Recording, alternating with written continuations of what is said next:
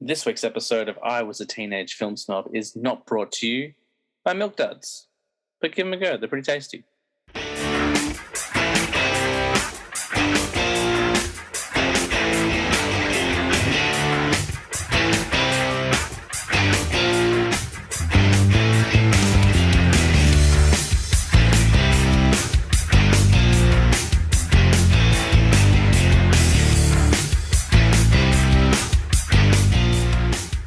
Welcome to I Was a Teenage Film Snob. I'm James Chalmers, your friendly neighbourhood film snob, and this is it, the last episode of Phase 1 of the podcast. The last 15 episodes or so you've been getting to know me and my friends and all of our favourite movies, and this is the last chapter of that before we move on to the long-awaited and teased second phase with a whole new list of topics and questions and all sorts of fun stuff. But before we do that, we had to save the best till last. She opened the podcast in episode 1, so it makes perfect sense that she close it. Please welcome back, for the final time in this phase, my wife, Tina Chalmers. Hello. Welcome back to the show, Tina. How are you? I'm very sick, so if you hear me, I really need a cough right now. Yeah. So, excuse me. If you hear me coughing 1,000 times throughout the performance and my nose sounds all blocked and nasally, so... a perfect voice for podcasting. That's it. We were both quite unwell and still quite unwell. Actually, I'm off work again at the moment. And I've been to the doctors like 6 times or something. Yeah. Well, we were both recovering from pneumonia. Yeah, I talked about that on the last episode with Nick. I didn't say that you had it. 'Cause I'm like, that's your business to share with it. Yeah, but I can imagine people. I had it first. It's true, you did, and you had it way worse than me. Yeah, I had it pretty bad. But yeah, well, aside from that, how are things? Yeah, other than that, things are fine. It's just a case of struggling to breathe each day and head cold on top of recovering from pneumonia. But, glad to be back at work, glad to be looking after Zoe. Things are going all right. Nice one. Aside from the near-death experience, all going pretty well. Yeah. This has been a highly requested episode, just like the last time you came back. Really? And I said you were the most requested guest. Oh. Because, obviously, everyone on the show has done their... I'm not going to spoil it. I mean, I'm not giving anything away. Like, top 5 favourite films. Everyone's done it until last week, except for yourself, Nick, and I. And that was poor planning on my part, so I was like, well, we did that already, as you reminded me before we recorded today. You're like, I've done this before. Yeah. And we did that on our old podcast, Pass the Remote, which I constantly talk about on this show, but no one has any context for. And so when we first started, I was like, well, I don't need to do it, and neither do they, because they've done it before, thinking that, well, obviously everyone's listened to that show, which just isn't true at all. Yeah, that's right. So last week, Nick and I did our lists together. And then they came out and someone messaged me like, well, okay, but what about Tina's top 5? And I was like, I gave you a 3-hour show and you don't and you don't care, you just want Tina's? And they're like, yeah, basically. Yeah. So we saved it. And now, I remember before when we were talking, I was like, oh, your list might have changed. And you're like, why would it have changed? I'm like, I don't know. Like, my list changed, Nick's list changed, so it might have. And now you have told me that since your last episode, or since your last top 5 list 6 years ago, it has changed. Yep. Nice one. Well, I actually don't remember what my top 5 from, what was 6 years ago, you said? Yeah, about 6 years ago. Yeah, I don't remember what it was. No, that's but okay. But I definitely know the order. So it's probably the same movies, but I definitely, the order has changed. Okay. Yeah. Because I know, and obviously I pay a little bit more attention to these sorts of things than you do, just because outside of you and Zoe, my life is just movies, basically. Yeah. But I was really surprised to find that not only had my list changed quite a bit, like films that I expected to stay on the list were completely gone out of the top 5 altogether. I think last time it was just like a position change, but like 3 of the 5 were completely gone. There you and go. One of my top 5 was from only a couple of years ago. So since doing that, I've seen films. So I'm like, you know what? Yeah. That film is so good. Like, it's going to go into the top 5 now. Yeah.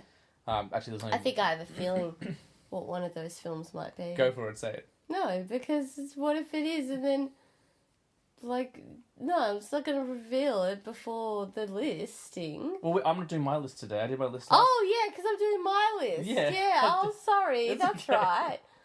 Is it the Batman? No, it wasn't. Oh, really? There are no superhero films in my top 5. Oh, there you go. Nick and I were talking because he's like, that's really good. That is really strange. I would have expected at least 1 or 2. I don't know what the reason behind it is. It's just not my go-to for my top 5 favourite films. Oh, there you go. But there are plenty of good ones. Yeah. Well, what we'll do at the end of this episode for the listeners is, and this was a suggestion by Nick Owen, a great suggestion. By the end of this episode, all 3 of us will have finally done our new top 5s. I'm going to tack on the old episode where we talked about our top 5s and see if there's any changes. So yeah, that's a good idea. if people want to stick around for another hour and a half after this, they can listen to the full conversation. You can make this like a part A and that a part B. You could do a bonus episode for the week. Possibly. And the other thing we'll do at the end of this episode is we're going to tease a little bit more of what Phase 2 is all about. I won't give too much away because part of the excitement is, waiting for the reveal, but we'll talk a bit more about that as well. Okay, well, we don't have an interview to do because you've done your interview before. Yeah. And there's not really any questions because you've answered those questions before. So I guess what we'll do is we'll jump in. Yep. Now, I'll be honest, you came up with your top 5 list incredibly quickly. Yeah. Like, you sat down next to me in bed and you were like, top 5, right? I'm like, yeah. And you're like, all right, done. And it was like literally less than a minute. Yeah. Whereas previous times when we've done these lists, like weeks. You're like, I need a lot of time to agonize over this. So I don't know whether it's just like you knew instantly this time or you're just going, yeah, this is good enough. A bit of both. Yeah. A bit of both. No, I just kind of went with my gut instinct. I just went, does that deserve to be there at that number? Yeah, it does. And I was like, what are the movies that my thought process was, what are the movies that I enjoy watching time and I just realised there's a whole movie that isn't on the list. Oh no, where am I going to put it? But yeah, as I was saying, like, movies that I will watch time and time and time again. Yep. And just not get sick of and not ever choose not to watch. If it is on, I will always watch it. That was mine and Nick's criteria as well. And we didn't discuss it beforehand. Yeah. We just sat down separately, we wrote down our list, and we were both just like, yeah, like these are the films that, like, so, I won't mention what was on my list at this stage just in case a couple of them show up on your list was possible, because we watch a couple of films together every year, so they might pop up. But that was the same thing, we're like, look, we go, like, I think on my list, 3 of them I watch with you, or actually no, 2 of them I watch without fail with you every single year.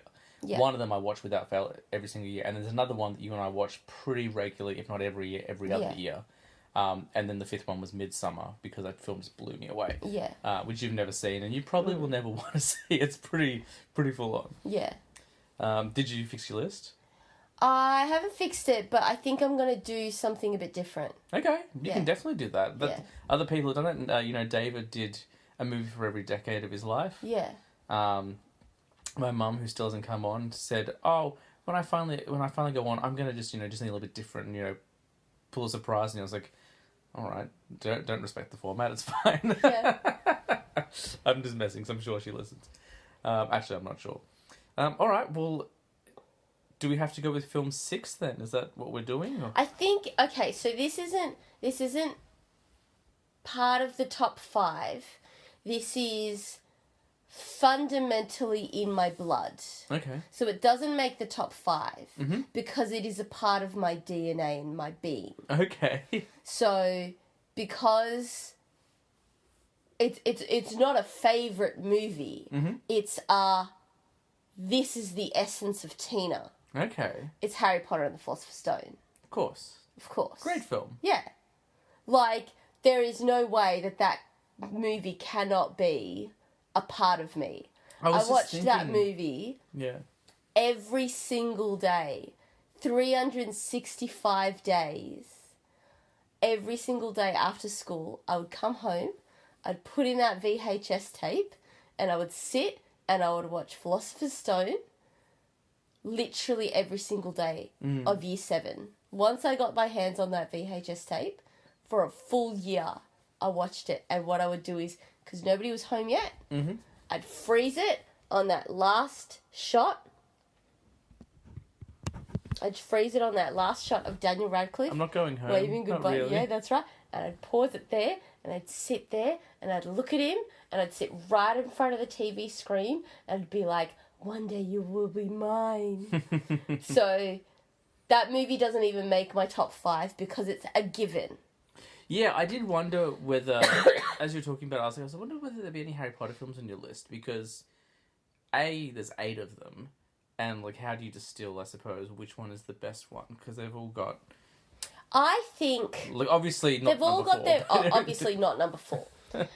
They've all got their pros and their cons. Even though I think Chamber of Secrets is slightly better than Philosopher's Stone, I would agree. I'm still going to go with Philosopher's Stone because that movie is so indoctrinated into my life. That was the movie that I watched the night before we got married.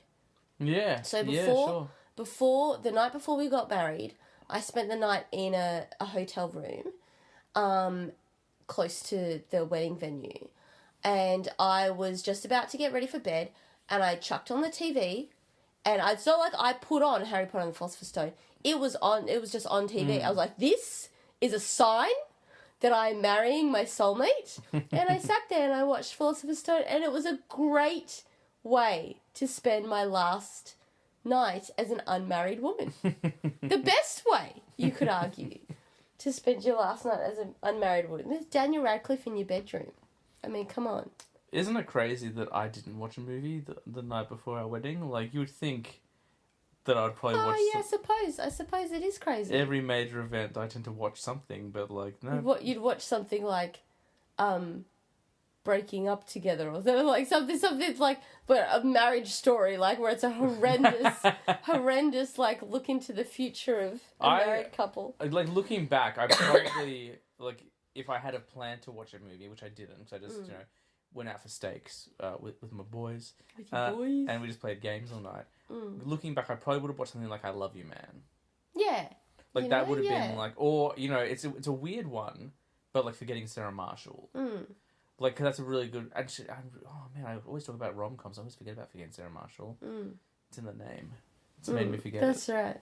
But what better movie to be like, hey Tina, here's how you're going to spend your evening. Last evening as an unmarried woman. Watch Philosopher's Stone. And it was like from the start as well. I was like, this is great. It's a strong film. Yeah. And I think it's the first movie I ever saw more than once in cinemas. Yeah. And like, not by choice. I went and saw it, I think, with my dad first, or maybe my mom. Like, well, I think it came out after my parents had split. So I think I saw it once with one parent, once with another parent, and then like just randomly on a Sunday with some other family members as well, but I had to leave early to go and play soccer. Yeah. But I'd seen it a couple of times in cinema, so it didn't matter. Also, the very first time I did a movie podcast was with you, and we did a commentary for Harry Potter and Philosopher's Stone. That's right. That was the Chwoodcast Movie Club. Yeah. A long time ago. A long time ago. So what is it about the flick? Like, obviously, there's ties to the book and your connection there, but... I think there was so much pressure for Philosopher's Stone to be so true to the books, because nobody knew what it was going to be like, and there were all these rumours about Haley Joel Osment's going to play Harry Potter, and oh really? Oh yeah, like that was I don't know if that was a real rumour, but that was definitely a rumour. I think it was a false rumour going around. I think there was a lot of pressure as to the look and the feel and the vibe of Philosopher's Stone and what it was going to represent entering into the Harry Potter world. And I think it encapsulates it perfectly. Absolutely perfectly. The way that it is written on the page translates exactly as it's on screen. Like, you can change Prisoner of Azkaban to be more gritty. You can make, 5, 6, 7 and, 8 to be darker and more moody because of the changes of it. That's perfectly fine. But you can't start off with those movies as the setting, as the entrance into the world. You have to start off with the bright-eyed wonder that Philosopher's Stone has. And just the moment you go into Diagon Alley and you're entering that world, and you see, you know, the cauldron stacked all higgledy-piggledy, and, like, the bay windows of the shops, and everything's all, like, medieval, but it's not medieval, and it's that ye olde England style, but it's that weird clash of cultures. It's just like the way you see it in your head is exactly the way you see it on screen. Like, okay, sure, the movie has to have some editing and cutting out of certain things, as all movies do. So, you know, like, you don't have certain aspects that represented in the book. But other than that, like, Christopher Columbus did a brilliant job. And there is so much flack. Like, he gets so much flack about Philosopher's Stone and Chamber of Secrets are the worst ones out of the entire series. People who say that think that Goblet of Fire is the best one. I still wish Columbus had done all of them. See, I don't know about that. I don't know about that because I think as the books get darker, I don't know if Columbus would have necessarily pushed that. But I think he was the perfect choice for the entrance into the world. Yeah, I mean, he's done, like, some darker stuff. Like, I'm just looking at his filmography because I couldn't think of it off the top of my head. Yeah. But, But, like, I just think the casting is brilliant, the costuming's brilliant, the set, the music is fantastic. The music is just brilliant. It's so whimsical, and I just love it. I just absolutely love it. It's just it's the perfect Harry Potter movie.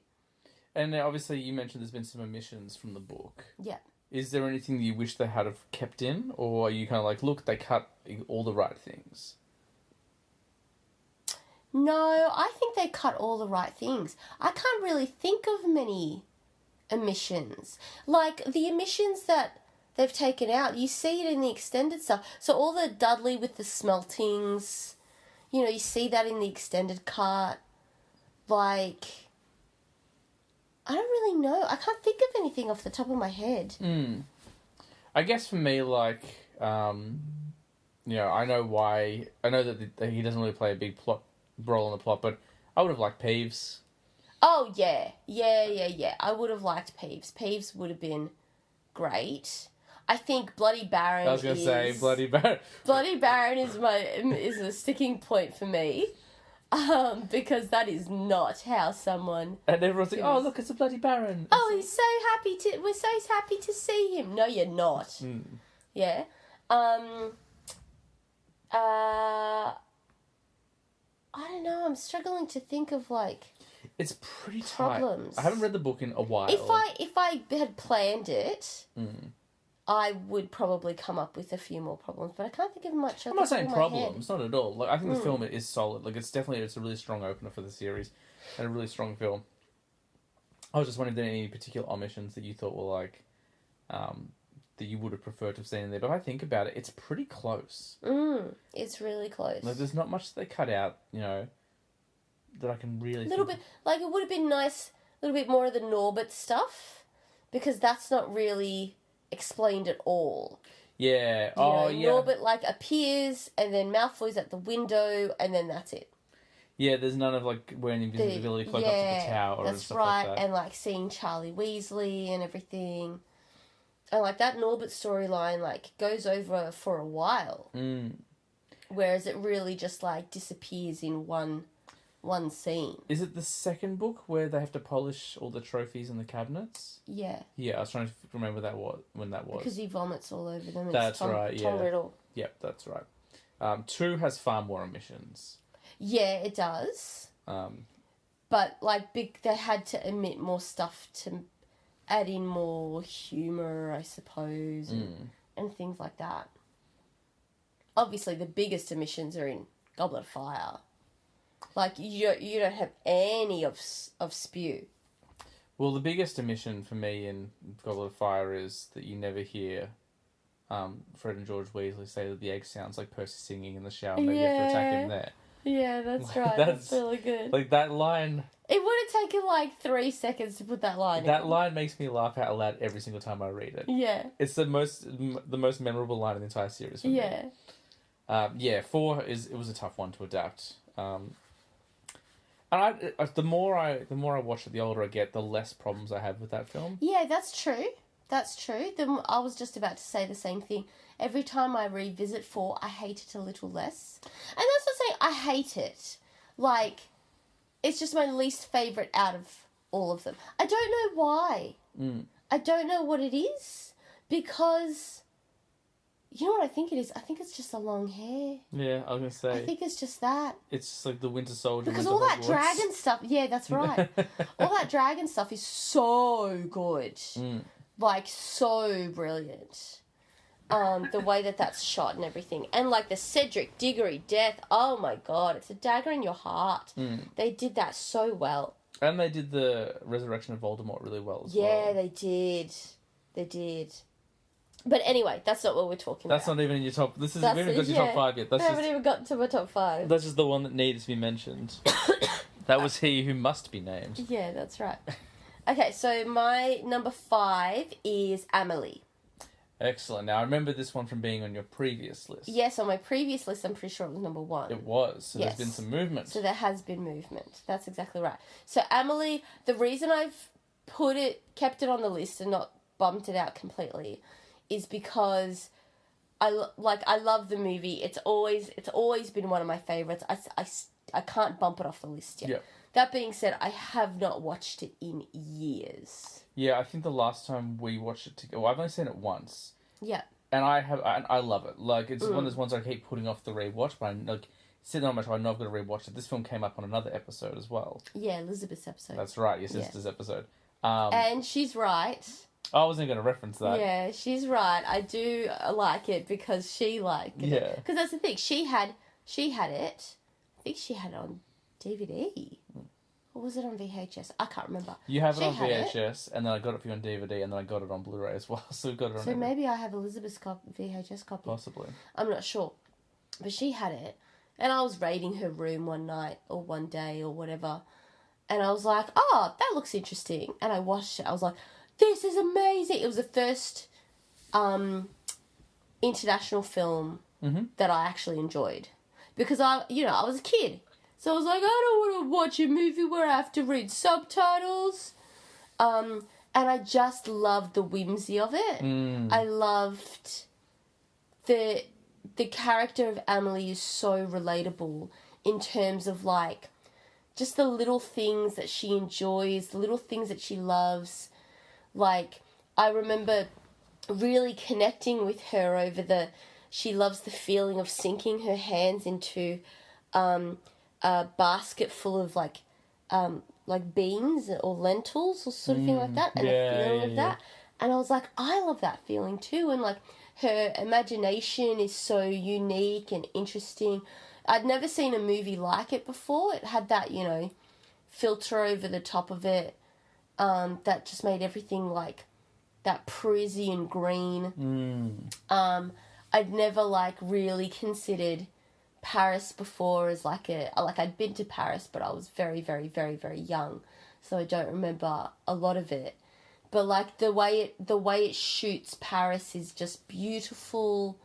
The love interest Nino Commonbois, he's gorgeous. He's absolutely gorgeous, and you just like as a teenage girl, I could relate to the way Amelie longed for him and how it was represented, like, when she dissolves into a puddle of water sort of thing.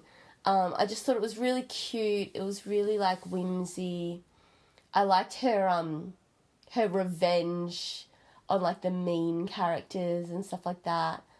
And I just loved the idea of, like, she's having a normal evening and then she discovers this secret part of her room and the little hole that's in, like, the skirting board of the bathroom, and then she finds this little treasure, and this whole idea of, like, just how small, tiny, little acts of kindness can change a person's life or change a person's day, and how all of those tiny little things that we do and those tiny little choices that we make build up to the kind of person that we are. I just think that's really interesting as a concept. And the soundtrack is wonderful. The score is amazing. I have that soundtrack on my phone, and I love it every single time. Like, the clarinets are so good. The accordion, so good in it. There's like this one track where it starts off and it's just the sound of a typewriter typing. Yeah. And then it goes into like the beat. That's my favourite one. That's my favourite track of the soundtrack. And it's just so... I don't know, it's just so... Like, I hadn't seen anything... Like, now, you know, we see movies where it's like indie girl and she's quirky and she's different and blah, blah, blah. I was about to say it was the teenage alt girl movie. Yeah. Like, when I was in high school, all the teenage girls who were into film or into, like, alt music, like, loved... Well, like Amelie. Yeah, loved Amelie. But, like, nothing had come out like that. Or at least I hadn't experienced anything like that. And so now, like, you look back at it and you go, oh, yeah, whatever, sort of thing. But, like, at that point in time, I think it was a really important film. And, like, I relate a lot to a lot of aspects of it. Like, you know, I remember watching Princess Diana's funeral. And, you know, that's a really big trigger for Amelie in the film as well. And so, like, I think... there's so many parts to it that you relate to that you go, I remember where I was when I watched that. I remember that feeling of, you know, the little moments of happiness that she has. I can relate to that feeling and everything. Yeah, definitely. It is a really important film. I was talking about this with Liz. It's, you know, it was one of the first films I remember getting a huge acclaim, like the Academy Awards and stuff, because that was around the time I probably started watching the Oscars and showing interest in film. And it was kind of like this big international film, and like previously I know I and most people I knew hadn't really paid attention to international film. It was like, I just watched whatever's on my local cinema, but then I was like, oh, I guess French cinema is, you know, is out there. And like it kind of united like the general audience and being like, oh yeah, like there are other stories out there. The same thing happened, you know, 20 years later with Parasite, but people are like, oh yeah, Korean cinema's out there and sort of thing. And that's, I think, like, as I said, I haven't watched Amelie in a long time. More than 20 years. Amelie was like 1999? Yeah, something like that. And Parasite was 2019. Oh, okay. I'm pretty sure those are the years. What was I saying? I literally just... About how people realise that there's other films other than blockbuster movies. Yeah. And not just that, just other than English-speaking films. Like, yeah. I don't get the argument where people are like, oh, I don't watch that because it's black and white, or I don't watch that because it's got subtitles. I'm like, why? Yeah. What's the difference? Like, it's just, you know, there's a little bit more going on. But I think, like, more than the actual film itself, and as I said, I haven't seen Amelie in quite a while, but I love what it represents, which is like, hey, there's so much more out there if you're willing to just have a look.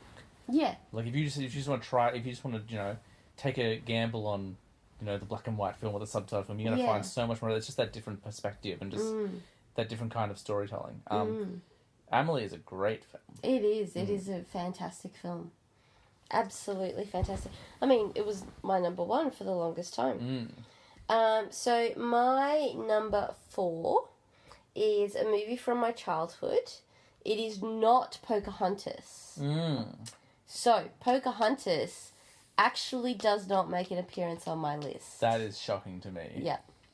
So, the reason is because I've realised over the last, like, since having Zoe, because we've been, you know, playing Disney movies and all this kind of stuff like that, and I go, you know what? As much as I adore Pocahontas, and Pocahontas was my life before Harry Potter came along. Pocahontas, everything. Pocahontas was like, I wanted to grow my hair long because of Pocahontas. I grew corn in my backyard because of Pocahontas. I had Pocahontas everything. Pocahontas cutlery. I had a Pocahontas, like, tray table that you have in your bed, sort of thing, everything. But I've realised since having Zoe, I was like, I think I put it on at one point, and I was like, this movie just, like, is really not that upbeat. Not a fun film. It's not a fun film. And, like, a lot of Disney films, you know, in fact, almost all Disney films are guilty of having, like, sad moments and stuff. But the real story of Pocahontas is not okay, so I don't want to discuss the real story of Pocahontas, because we know it's, like, genocide, and it's horrendous, and it's, like rapey and all that sort of stuff like that. So we know that. Yeah. But the movie itself, other than, like, Just Around the Riverbend, all of the songs are, like, sad. So, like, Colours of the Wind is pretty, like, slow. And then, like, there's mine, boys. Mine for the taking, it's mine, boys. Dig till you drop, grab a pick, boys. That one, the Radcliffe one. That's an awful song. Like, that was the one I always skipped when I was listening to the cassette tape, singing along in my bedroom. And I always skipped the first one as well. All the British imperialism songs I always skipped. I only listened to the Pocahontas ones. But then there's, like, Steady as a Beating Drum. I'm like, that's pretty, like, slow. And they're all just slow. And Pocahontas is, like, this free spirit. She's, you know, you can't contain her. She just goes where the wind takes her. She's lively. She's happy. But she's only like that for literally the first 5 minutes that you see her. Yeah. After that, it is all serious. So even though I absolutely love Pocahontas, and Pocahontas will always have a special place in my heart, it's too heavy. It's too heavy. I'll tell you what, I'm actually not that surprised that it's on your list anymore. Yeah. I'm surprised as much because I know the backstory of your relationship with the film. Yeah. But I was just thinking about it. Like, we've been together for 15 years. You've never once shown this film to me. Oh, haven't I? I've never seen it. Really? Yeah, still never seen it. See, I've watched it while we've been living in this house. But yeah, you've never, like, that's why if you go into my Blu-ray collection, it's sitting with its spine poked out. I'm like, that's one I haven't watched. I'll get to that eventually. Yeah. Like, but yeah, you've never been like, hey, let's pop this on, or like, this is really important. You know, you should watch this one with me, or whatever. So. Ah, well, there you go. And to me, like, that's like, there are other films, and I'm pretty sure the one you're about to mention might be the one I'm thinking of. You have shown me, you're like, no, you need to watch this. This is fun. It's got great music. This sort of thing. Yeah, and so that film is Mulan. That's what I thought it was. So my number 4 is Mulan. It's a great movie. It's a great movie. Like, not to diss anything on Pocahontas. Pocahontas is still a fantastic movie, and I love it so much. But Mulan is just fun. Yeah. Do you know what I mean? I mean, this is a movie that is about war. And is about a woman being, what's the word? Not subjugated. What's the word? Like suppressed? Oppressed? Oppressed. Because of the culture that she lives in and the traditions of that culture. And she's not allowed to support her father and help her father and all this kind of stuff like that. The themes and the ideas within this movie are so heavy. And yet you have fantastic songs, upbeat songs, funny characters. Mushu's brilliant. The horse is brilliant. Like, Mulan's funny. All the side characters are great.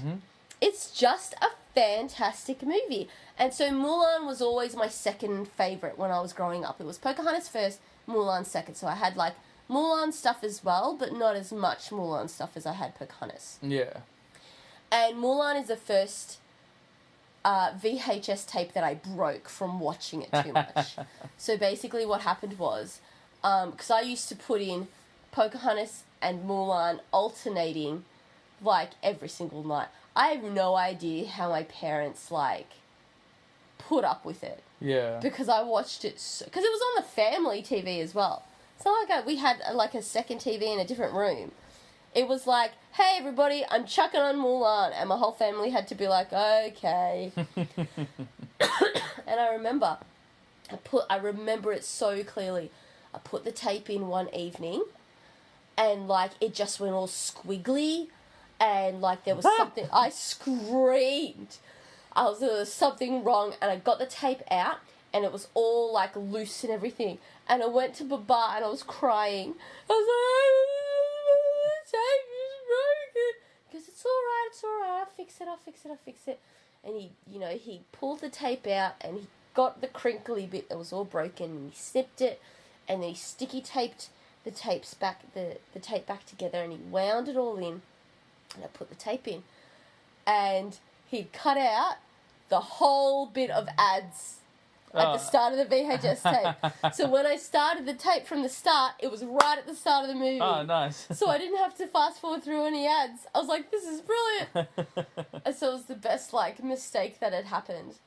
And just like I love that opening credits. I cannot explain the impact that seeing the ink on the parchment as it draws the clouds, an impact that had on me as an artist. Yeah, sure. I would create artworks as a kid and artworks later on in life that imitate that same ink sinking into the parchment paper, because that imagery just stayed with me for such a long time. It was such an important, like when I watch movies like Pocahontas and Mulan, it's the animation over anything else that I fall in love with. Of course. Like I fell in love with Pocahontas because she's animated so beautifully. Like the way her hair just like swirls around her face, and when they do like the colours of the wind and the leaves going through it, it's just like as a young girl, you just get enamored by it. And then the way that Mulan was animated, it was animated like not in this anime style, but in this like ancient Chinesey kind of style, sort of thing like that. Like the way that they animate their legs and their shoes and everything like that, like with the pointed ends and stuff like that. It was just so interesting and unique to me, because like I'd watch Disney movies like Little Mermaid and Lion King and, Snow White and stuff like that. And the animation was always, it's a classic cartoon sort of thing like that. And this was the first time that I'd seen an animated movie where the whole movie was animated in a style that wasn't westernized. Like a westernized cartoon, like Looney Tunes or something like that. It was animated in a different way. And I just really appreciated that. I thought that was really interesting. I thought that was really cool. And it's just stunning. It's just stunning. And it's fun. I mean, we play Make a Man Out of You almost every single night for Zoe. Yeah. And she loves it so much. Well, it's definitely like, she was definitely indoctrinated, because I used to play it for her when she was too young to even realise what it was. Yeah. I would just put it on, like, when we'd have, so, like, when you would go out to Zumba and stuff on Saturdays, we would just have, like, daddy-daughter, like, dance party. Yeah. And, like, eventually, like, that song would come on, so, like, she didn't even know what it was at first. Yeah. And this was before she was crawling and walking and stuff. But now she can recognise it. And now it's just been in her, like, so, it's in her life. It was very deliberate. Yeah, like, that's you know what I mean? right. Like, they say don't live vicariously through your children. Well, I did that one. But we watched it this year, like, very recently, and it holds up unbelievably well. It really does. But, like, we'll put it, she likes the song, we'll put it on for Zoe. She kind of came around whenever there was a song on. Once the song ended, she kind of left. Yeah. And towards the end of the movie, like, it was literally, like, you trying to wrangle her and, like, that sort of thing. Yeah. I'm sitting there, like... But it was also in the evening. Yeah. But, so, at the end of it, like, you guys have just gone off. It's me sitting alone, like, in tears, watching the end of Mulan. Yeah. Which shouldn't surprise anyone, because I've talked about how much I cry on the podcast before. But, like, that whole... that bit at the end where she comes home and he just hugs her. Oh, my God. It's just like, Yeah, there's some really great lines from Fazu to Mulan throughout the film. Like, there's the moment, I think it's after the tea party or whatever it's called. Like, not the tea party, tea ceremony? No, it's the matchmaker. Yeah. Does she like pour tea in that or something? Yeah, she does, Yeah. but it's not a tea ceremony. Oh, It's yeah. matchmaker. She's Yeah. going to the matchmaker. Yeah, and he says something about her being like the greatest gift or something, and like at that moment I was just He like, goes, "Oh." the magnolias like the blossoms are late. The blossoms are blooming this year. He goes, but that one's late. I reckon when it blooms, it's going to be the most beautiful. Yeah, of that's all." what it was. Yeah, that one almost destroyed me. Yeah, Like, I know, right? that is a strong entry. Yeah, cool. All right, so number 3, I think has finally made my list. I don't Okay. remember if it was on my list last time. I'll see if I remember. Hot Fuzz.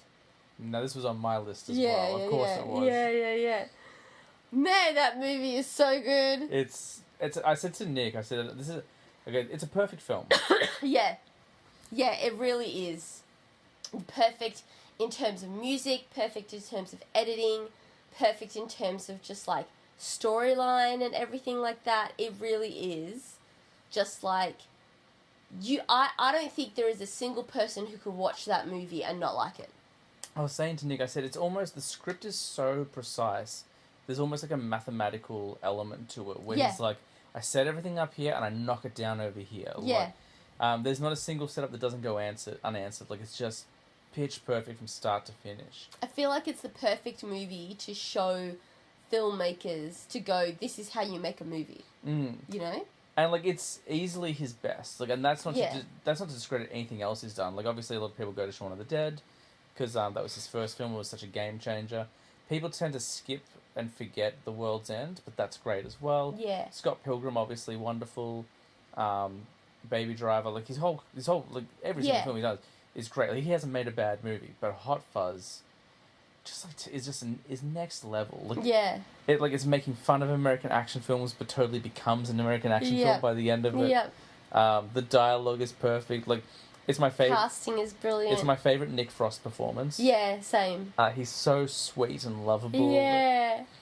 No, it's just brilliant. Obviously, we watch Hot Fuzz every single year. Yeah, normally towards the end of the year. Normally towards the end of the year, that's right. And every year I'm like, I want to watch it again. I want to watch it more than just the one time that we watch it every single year. I mean, I would totally do that. Like, Yeah. it's that good. It's just brilliant. And just the setting is fantastic. I mean, I can't get over the editing. The editing is just so strong. The visual comedy. The thing that frustrates me so much at the moment with a lot of comedy movies is that it's so dialogue based in terms of the comedy, which is fine. That's fine. But film is a visual medium. There should be a bit of both. You can have dialogue comedy and you can have visual comedy and can work together.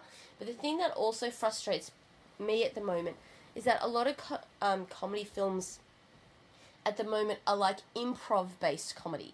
So, they'll get All the Seth the Rogen actors, stuff. all the Seth Rogen stuff, like Bridesmaids and things like that. It's all there's a script, and then they'll get them to, riff off the script, and they'll, figure out the thing that's the funniest, and then they'll get them to re-record that for the actual clip that they're going to use. But the thing is that because it's that rehearsed improvisation, it's just, I always feel like I am on the when I watch movies like that, I always feel like I am on the outside of an inside joke. I feel like all the cast and crew are in on this inside joke, and I, as a viewer who wasn't there while the film was being filmed, am an outsider to that inside joke. Yeah. And I feel like Michael Scott, where he goes, I love inside jokes. I'd love to be a part of one day. That's what it feels like. Whereas visual comedy, which is where comedic films started because of silent film eras and things like that, is so much more universal. I find it so much more satisfying. If you watch things like Buster Keaton, if you watch things like Leno and Woodley, yes, the linguistic jokes are really really funny and brilliant and very, very clever. But a lot of the visual jokes as well, like, really help those linguistic jokes or can stand on their own as well. And so I think what he does so well is that visual comedy combined with the dialogue being funny as well. And it's visual comedy without being slapsticky. Yes. With the exception, and there is slapstick in But it. slapstick is brilliant. Slapstick's fantastic. I love slapstick. No, but there is. I think slapstick is easy to overdo, and also it's easy. Yeah, to do, it is easy to do poorly overdo. as well. It depends on the context. It depends on the type of film that you're making. Well, I guess when I think of like bad slapstick, and this is and like I'm not criticizing the film. I think it's a wonderful movie, but when I think of bad slapstick, I think of Thor Ragnarok. Yeah. Like where it's not so much that it's bad; it's just predictable. See that I was. Do you know what the words that were literally just about to come out of my mouth were? Good slapstick is slapstick you don't see coming. Yeah. That's what makes slapstick good. Yeah, I remember when I So was if watching you Thor watch- Ragnarok when he jumps out of the helicopter or whatever. I was like, oh, he won't turn into the Hulk. He's just going to hit the bridge and fall Yeah. in the water, and that's exactly what happens. Yeah. So good slapstick, and this is the rule of thumb with anything. Theatre, film, anything. Good slapstick is slapstick you don't see coming. So, like, all of the Lano and Woodley stuff, you don't see it coming, and that's what makes it funny. Or, if it's... no, I'm going to stick with that Well, segment. my example for Hot Fuzz is when the Andys throw the bin at Danny's head. Yeah. I forget about it every single time, Yeah. and it always makes me laugh. Yeah. It's just like... And I've seen that film probably 20 times. Yeah, Like, but it's brilliant. It's like every time. Wagger! Wagger! Oh, no. Yeah, it got us into coughing fits. Mm. But yeah, no, I absolutely love it. And then we went to Wells as well on And I our talked about honeymoon. this as well, yeah. Yep. And it was just great. It was just awesome. So yeah, that's my number. What is it? 3. That's my number 3. I'm going to be surprised to see what beats. I mean, I guess you are doing yours in order of from 5 to 1. So Yeah. I'll be interested to see what beats it because I put it second, but I didn't really have like a ranking. But nice one. Okay. Cool. All right. So my number 2 is we gotta go back, Marty. Back to the Future. This is on my list So it's as Back well. to the Future 2. Ah. Yes. Because Back to the Future 2 is my preferred Back to the Future. Which I know is a point of contention. I was going to say controversial. We talked about Yes. this the last week as well. Yes, I understand that you enjoy Back to the Future 1 better. And I'm not saying that I don't enjoy Back to the Future 1. I do really, really like Back to the Future 1. But I really enjoy the start of it. I really enjoy when he arrives in the 1950s. Mhm. I do not, from the point of like him meeting George McFly, all the way up to the dance. Oh, so the main part of the movie. I don't like. The driving force of the plot. Well, not that I don't like, I don't care. So the whole, like, you know, where he's like, you gotta stand up to Biff and at the cafeteria, and then he does it, and then they're in the backyard and they're hanging the washing on the line and all that sort of stuff like that. I'm just kind of like, yeah, that part is fine. Well, I was talking about this with Nick, and I know you were here to talk about number 2, but I just, like, this is my defense of that plot line, because we were talking about it last week, and I think a lot of people watch part 1, and they're like, oh, it's all about Marty fixing his parents and making them have a better future. But it's not. No, I don't think that. A lot of people are like, it's all about, he has to go back to make his dad a better man and No, say... he doesn't. He just has to get them together. There's more to it. I think the whole point of the film is that Marty doesn't appreciate his parents. Like the start of that movie, Yeah. he's in his own head or whatever. He just kind of Yeah, writes them whatever. like any teenager. And the whole point of the film is like he has to get to know them, and then like everything that happens after is just a benefit. But it's like he Yeah, absolutely. Because Yeah. then when he comes back, he's like, oh my god. yeah, you look great. Yeah, that's exactly right. Mm. And then from the from when they arrive at the prom onwards, I really enjoy. Yeah, that's great. Because I just, you know what I think it is? Crispin Glover? Yes. I don't like him. And I don't like him as George. And I understand the character. It's 100%. He's a weird choice for that movie.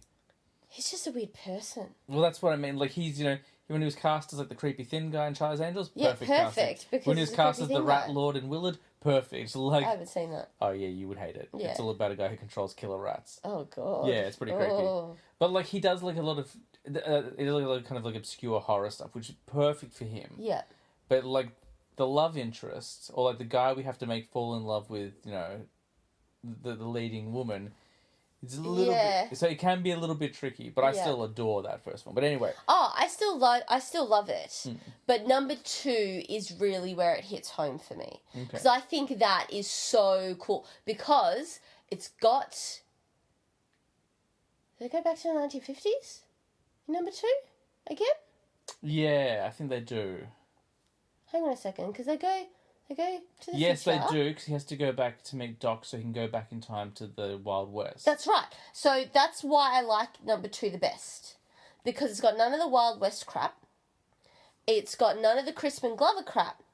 But it's got the 1950s and it's got the future. Okay. So you've got all of that 80s version of the future, which is like, the hypercolor, this and that, and the Pepsi free, and this all the weird stuff and everything. And I just love, like, their idea of what the future is. It's so cool. Dust-free jacket. Yeah, dust-free and, books. like, the pizza that's done in, like, 30 seconds and everything Jaws like that. 25 or whatever it is. Yeah, that's exactly right. And, like, him believing it's actually going to eat him. Yeah, like... yeah.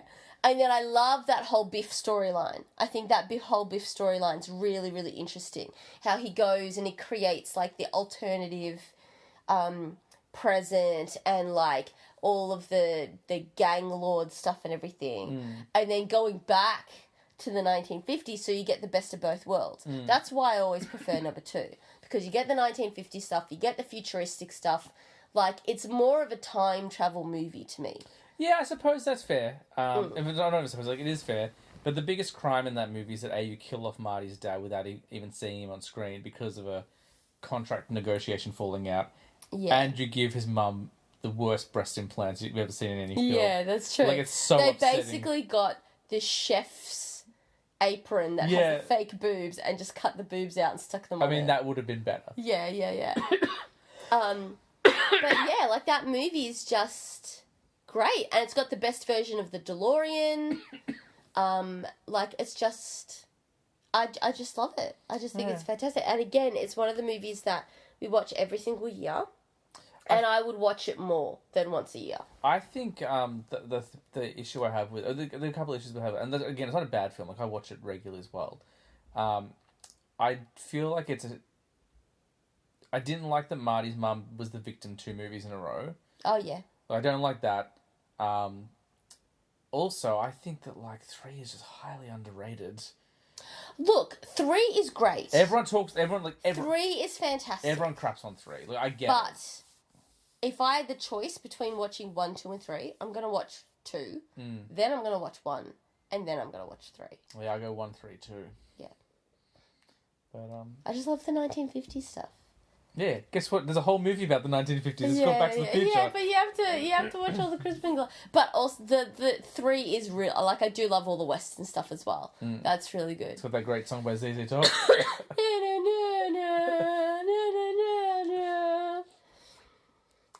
Cool. All right, so that brings us to my And Doc finally finds love.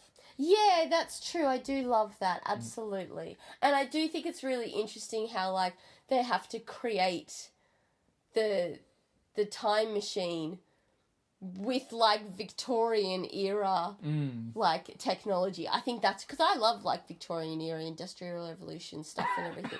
So I think that's really interesting as well. Cool. All right, so now we come to my number 1. Wow, that went quick. Did it? I think we went for about an hour, but it just feels like it went really quick. Oh, okay. There you go. I'm really interested to know, because you got 2 on your list that I listed already. I don't think you're going to list anything else from my list, but I'm interested to see what you've got. what do you think my number one is? Let's play this game. Well, you said there's no Pocahontas. Yep. We've done Mulan, which I was Yeah. expecting. We've done Back to the Future, which I was expecting. Hot Fuzz, I wasn't expecting. I'm trying to think else what other movies. Like you did Amelie, which I was expecting. But not off the list. Just like what movies do I like? Do I talk about loving? Well, that's the thing. I'm trying to think. Like I really don't know. Like part of me like feels like you might have thrown me a curveball and done Kill Bill, which would be interesting because I talked about that last week as well. Kill Bill is great, but it's not my number No, one. I talked about the scene how every time I see you, like, oh, it's your O face, like you know in Kill Bill in Volume 1 where they have the fight in the snow. I'm like, it's perfect. Yeah. Part of me thinks like they could like you might have thrown like a Spider-Man in there or something. I know you like Spider-Man movies, No. but or it could be like Love Actually or something. But that feels too. Yeah. I really don't know. All right. Well, speaking of Victorian era, my number one is without a doubt, at this point in time, The Great Race. Oh, of course. Yeah. That movie is just great. It is so brilliant. Have I shown it to you? Oh, yeah. It's Wacky Races. Yeah. That's right. It's Wacky Races. So, what was it? Like 1960... I want to say like 63? 63, I think. But it's just... 65. 65. Oh, okay. I was going to say 63, 64. I was sort of close. Like, it is classic comedy. Absolutely classic comedy. This is why you were defending slapstick before, because That's true. But no, like, honestly, like, Tony Curtis, Jack Lemmon, like, perfect comedic pairing. Throw Natalie Wood in there, who's absolutely stunning. Just gorgeous. So, the reason I was sort of, like, exposed to this film as much as I was I remember watching this film growing up, and watching it on TV and just being like, this is great. This is fantastic. Because it was one of those movies that would play on a Sunday afternoon, and because it's like 3 hours long. I don't think it's that long. Oh, it's very long. It would be with ads. Like if you're watching it live on TV. But also, there's an interval. Like, there's like a... Oh, how long does the interval go for? Actually, you're right, it's 2:40. That I keep forgetting. It is a long film. I think the interval goes for like 5 minutes at least. The opening credits go for about 7 minutes. Yeah. But the interval, I can't remember because I'd always have to skip it when I was showing it in class. But I remember this movie would always be on like a Sunday afternoon, and like, you know, the movies that would be on would generally be like Elvis movies, and I never really liked Elvis movies because they were too sexualized for me. Like, I was too young for the bikini-clad girls dancing on the beach, and I always felt a little bit awkward watching it. And then, so it would be like Elvis movies and stuff like that, and then it would be like The Great Race. And I just remember that pie fight scene. I remember watching it one day and being like, this is the best scene I've ever seen in a movie ever. It was just so brilliant. So, like, it's just choreographed. It's just choreographed. And there are hundreds of pies, thousands of pies, and not a single speck of pie ends up on Tony Curtis until right till the end. It is so wonderfully executed. No CGI, no ropes or strings or anything. It is just classic rehearsal and execution. And it is so brilliantly done. And I remember watching that pie fight scene and pissing myself laughing and being like to my parents, what is this movie? Like, this, I have to see the rest of this movie. And that was the thing, because, you know, you'd watch it on TV, you'd turn on the TV, and you'd be halfway through, or you'd be in the first 20 minutes, or you'd be in the last half an hour, or whatever. And so you'd always watch bits and pieces, but you'd never get to watch the whole thing from start to finish. And so then when I started teaching, I would have a melodrama unit for my drama classes. And originally I used to show clips from soap operas, but they're really not very appropriate for class because they're often things like you slept with Jonathan's sister. And it's always got to do with like sex and amnesia and like, you know, you got to know the characters because Days of Our Lives, like, it's been going on for 40 million years and all this kind of stuff like that. And so I was like, well, melodrama's really like what movie? There's no example that I can show that's melodrama. And then I came across The Great Race again. I was like, oh my God, this is perfect because it actually is melodrama. It's the top hat with the evil mustache and the twirling villain, and it's the handsome hero who always gets the girl and all that sort of stuff like that. And it's completely 1000% within that style. Well, let's talk about that because every film on your list so far has been mentioned on the show before, either by me or by you, I think, previously. We haven't talked about The Great Race before, so people listening might not really know what it's about. Obviously, So do you want me to give a synopsis? you can give like a brief synopsis. Obviously, the title gives a lot away. Like, it's one of those old titles that gives you quite a bit of information, but it wouldn't hurt to kind of go through a bit more. Yeah, absolutely. So basically what happens is Tony Curtis plays the Great Leslie, who's the good guy, so he's always dressed in white. And he is a stunt guy. Yeah. What's Evil Knievel? Like a stunt man? Like a, what's the word? It's when you... Daredevil. Yep. Daredevil. He's a daredevil. You should have known that word, James. Knowing my love for Daredevil. So he's a daredevil stunt guy, and he does all of these like elaborate stunts and stuff like that. It's set in the Victorian era, so it's set in like, you know, the late 1800s. So it's all steam engine-y and only just beginning the invention of cars and all that sort of stuff like that. Telegrams and all that kind of stuff. Doc Brown and Marty. Doc Brown and Marty, basically, but not Wild West. Yeah. And so he plays the Great Leslie, and we have Jack Lemmon plays the villain, and he plays, so his character's name is Professor Fate. Yeah. Great name. Yeah, absolutely fantastic name. So the Great Leslie has his good guy sidekick named Hezekiah, and Professor Fate has his bad guy sidekick named Max. And so Professor Fate wants to be a daredevil as well, but every single one of his stunts fails somehow. So the whole like first 20 minutes is literally just the exposition of both characters doing a whole bunch of stunts. Yeah. Like the first one, like Leslie jumps out of a hot air balloon, and like he's in a speedboat for another one, and all this kind of stuff like that. Anyway, so the premise of the show, the premise of the movie, is that the Great Leslie goes to the Rolls-Royce automobile company.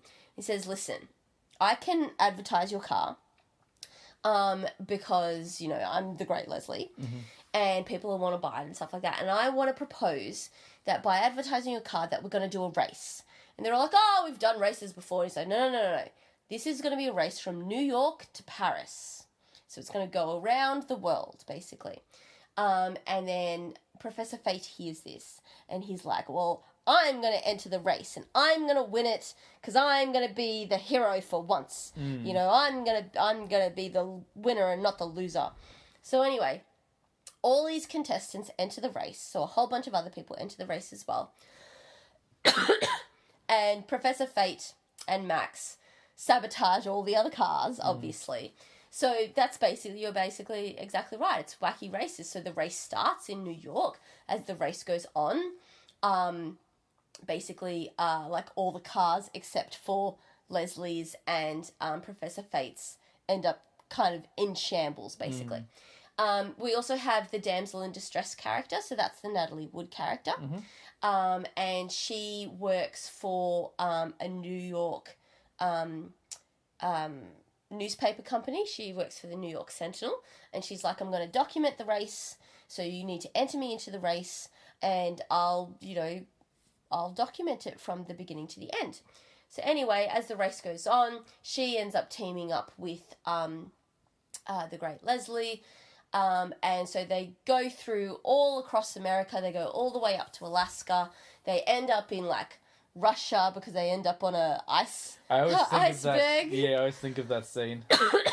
That's halfway through the movie, and then the interval happens, and then they go through Europe, and a whole bunch of like craziness ensues. So like for instance, at one point in Europe, they go to like a Latvian type country, and the prince there, they get invited to like the prince's coronation, and the prince is like a doppelganger for Professor Fate. Yeah. And so there's like this whole like subplot of the prince is an absolute like dunderhead, and so they want to kick the prince out. The parliament wants to kick the prince out, and they want to replace it with Professor Fate because he's smarter and all this kind of stuff like that.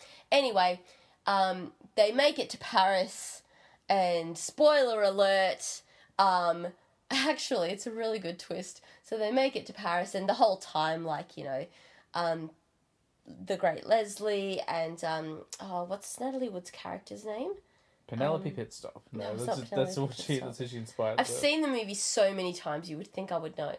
But anyway, what Natalie Wood, they end up, you know, falling in love and denying that they're in love and all this kind of stuff like that. She's a headstrong Maggie Dubois? Maggie Dubois, thank you. She's a headstrong feminist and everything. And so what ends up happening is, like, Leslie is literally, like, 2 meters away from the finish line, and he stops the car because they're having an argument. And he's like, it's because I love you.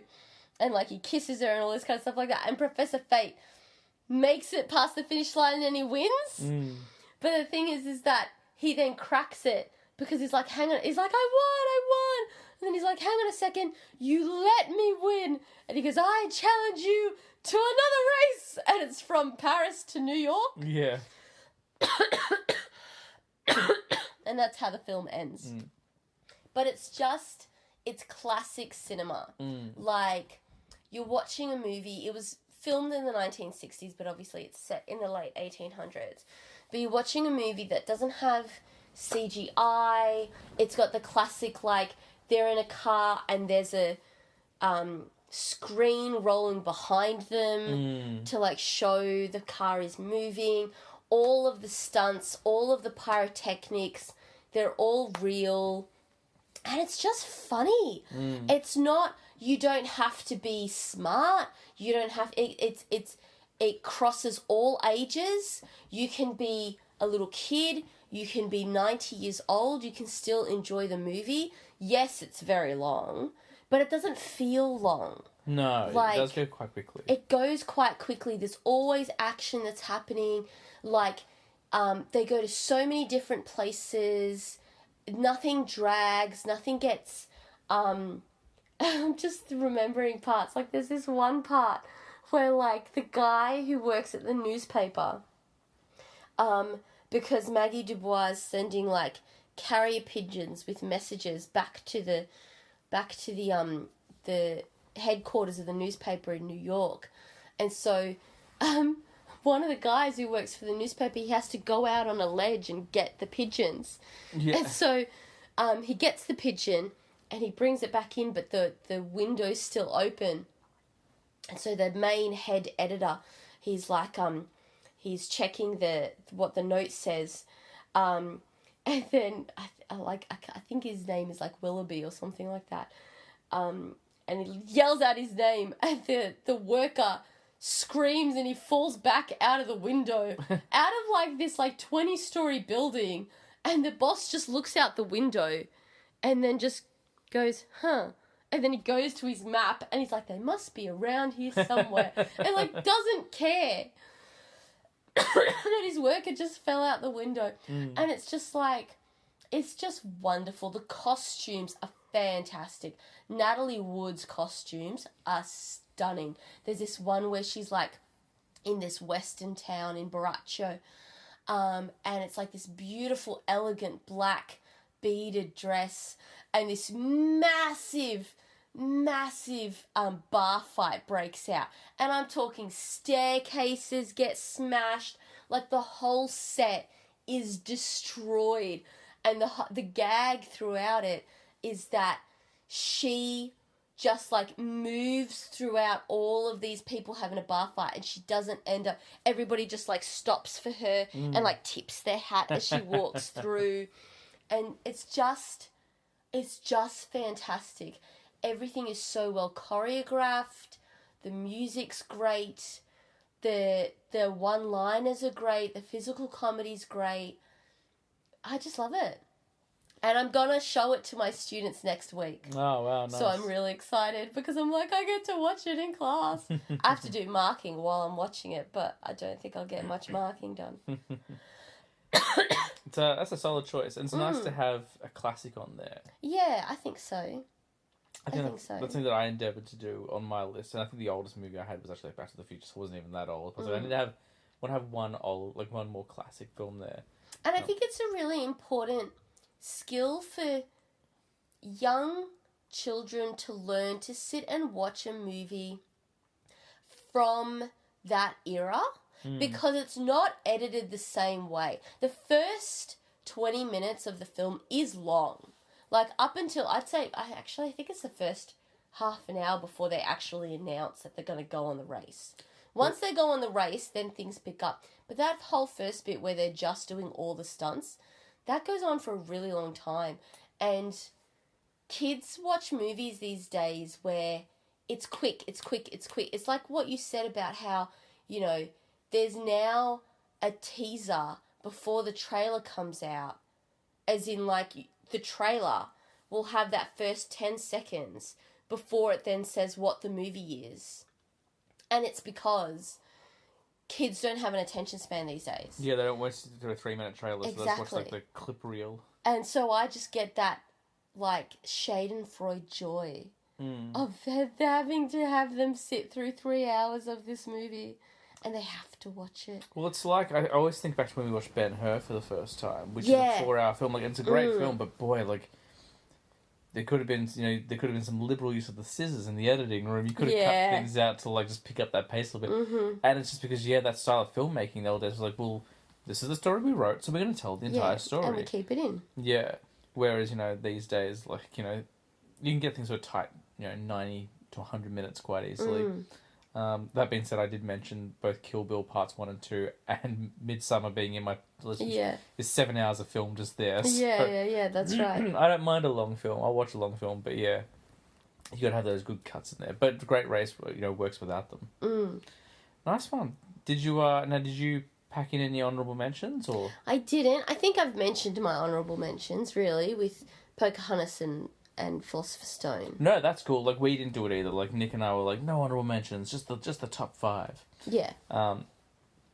Good stuff. Well, with that concludes all the top 5 lists. So that being said, I'm sure people will show up from time to time who haven't been on the show before and do them. But that's it. We've now done... Everyone who's been a guest on the show has done their top 5.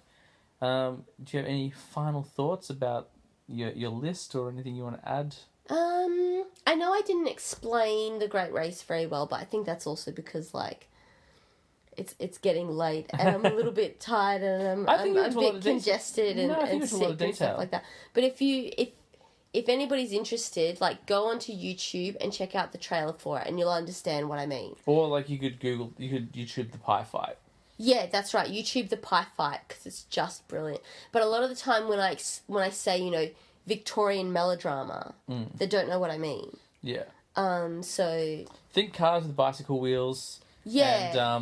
And big hats with and the villain like being booed and hissed, and he wears the top hat and the cape, and the hero being like hooray, sort of thing. Yeah, absolutely.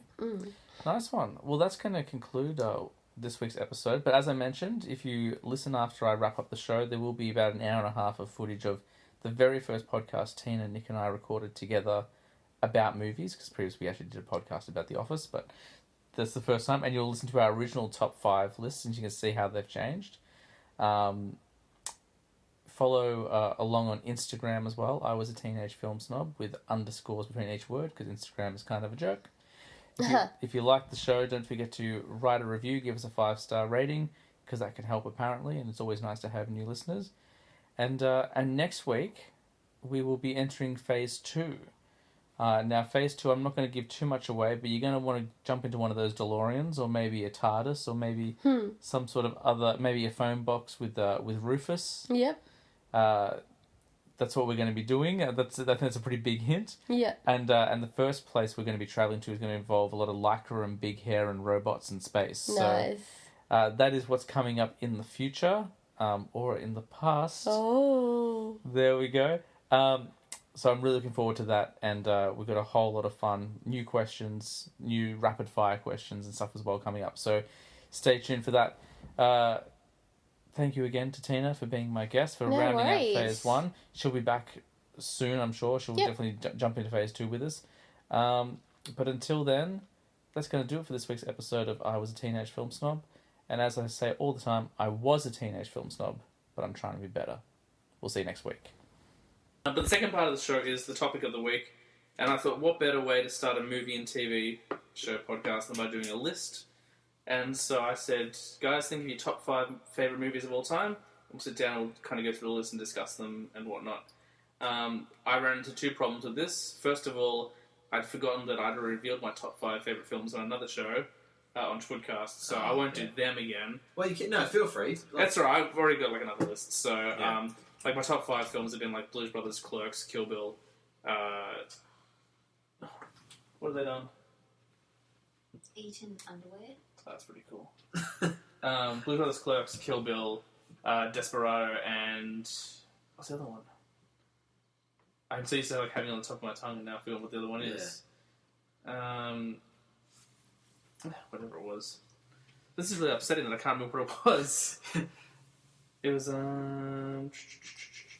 Was it Kill Bill 1 and 2, or you no, saying that as 1? That counts as 1. Give me a second while I look this up, guys, because this is embarrassing. I couldn't remember my own top 5 favourite films. You're really getting 10 here because you get a sneaky top 5 and then the real top 5. But I have 6 in my top 5. Well, I found it hard to.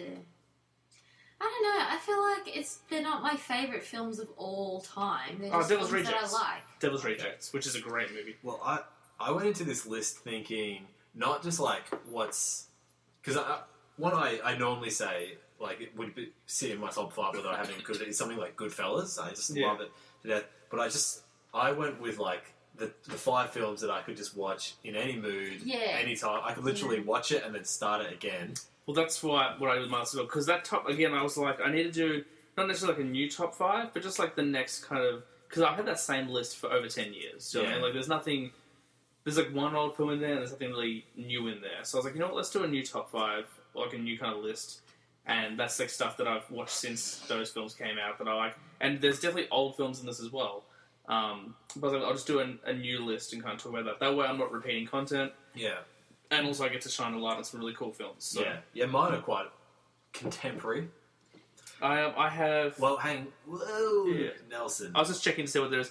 It's probably like half and half. Like, half of them are after 2005, which is where I think most of those films belong. Yeah. And the other half are like before it. So it's still a pretty long...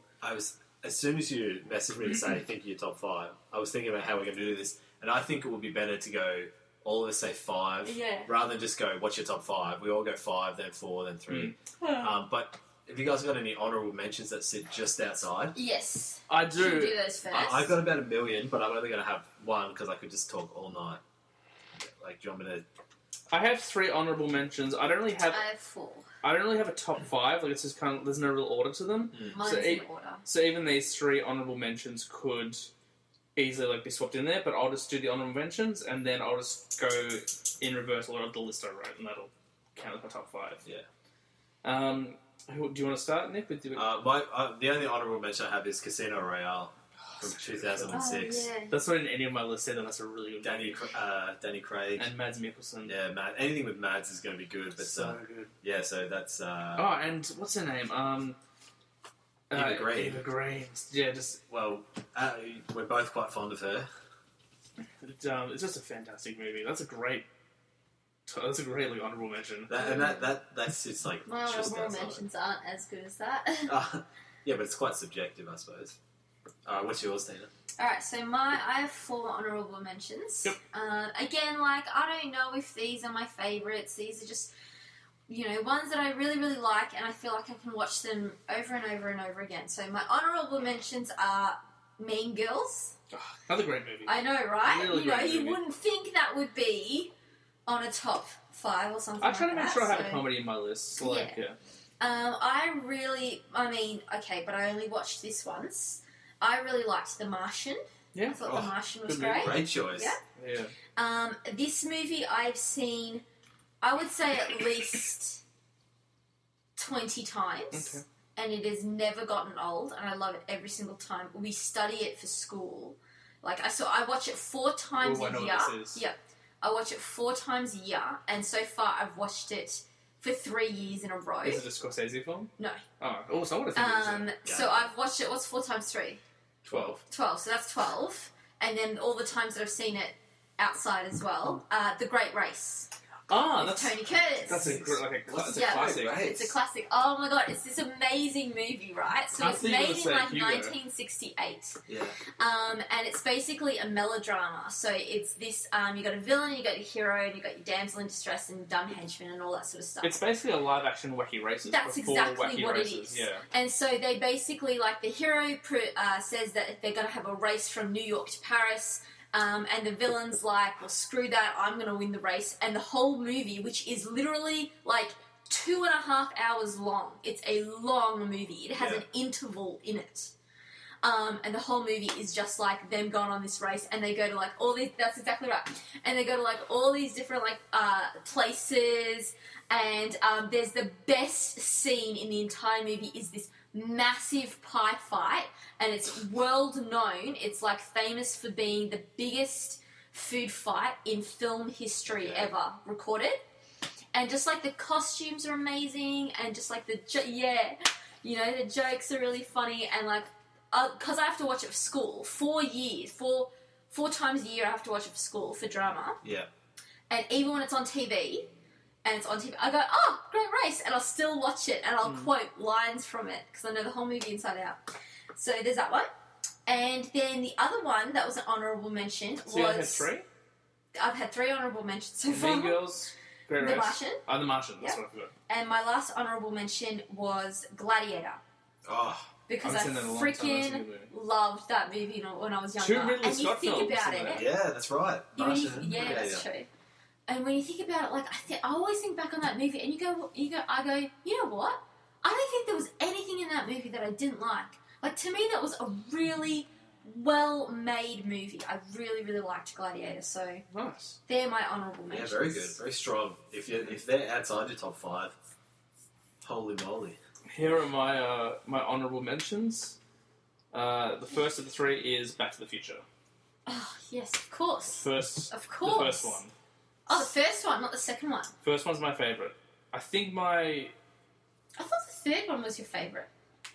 I think that as well, but then I think about like that. Because you've always said that. I always think of like the Johnny B. Good scene and like Yeah. George standing up to Biff. Mm. Is it George? Yes. Yes. George McFly? Yeah, George. Yeah, George. Up to Biff. Hey, McFly! Yeah, like all those moments are so good. Plus, the girl who was cast as the girlfriend before Elizabeth Shue, I think, is better. Like the original girlfriend in the first movie. So, My favourite one's number 2.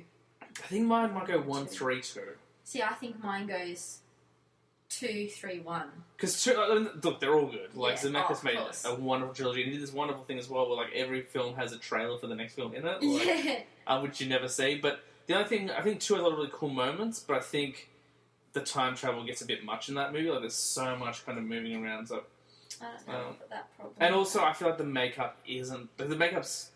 Look, it's the 80s, so the makeup's Yeah. not as good as it can be, but I think the makeup's really obvious in 2 as well. But I still love 2, but number 1. Then the next 2 of my honourable mentions are a superhero film. I never really put superhero movies in my top 5 lists and stuff.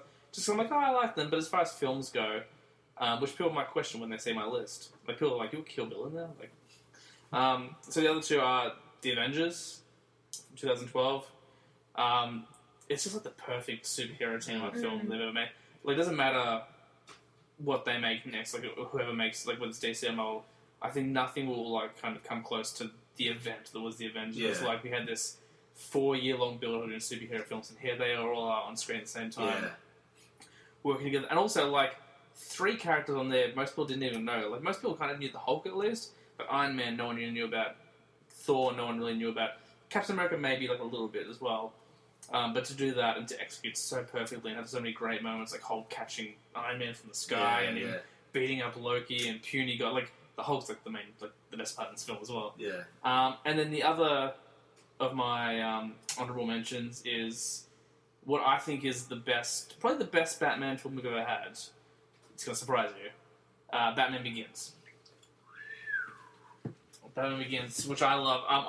Don't get me wrong, I love Dark Knight as well, and I think Dark Knight is a better film than Batman Begins. Yeah.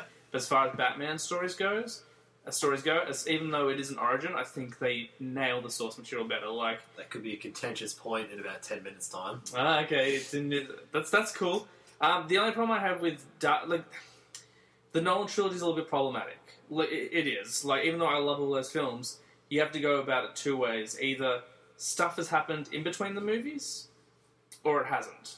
And that's going to kind of affect the way you see Batman. Like, when Batman Begins ends, he's given the Joker cards. So the way they set up, it makes it sound like the Dark Knight happens pretty much straight away after Batman Begins, which means he's been Batman twice, and then gave it up because his girlfriend died.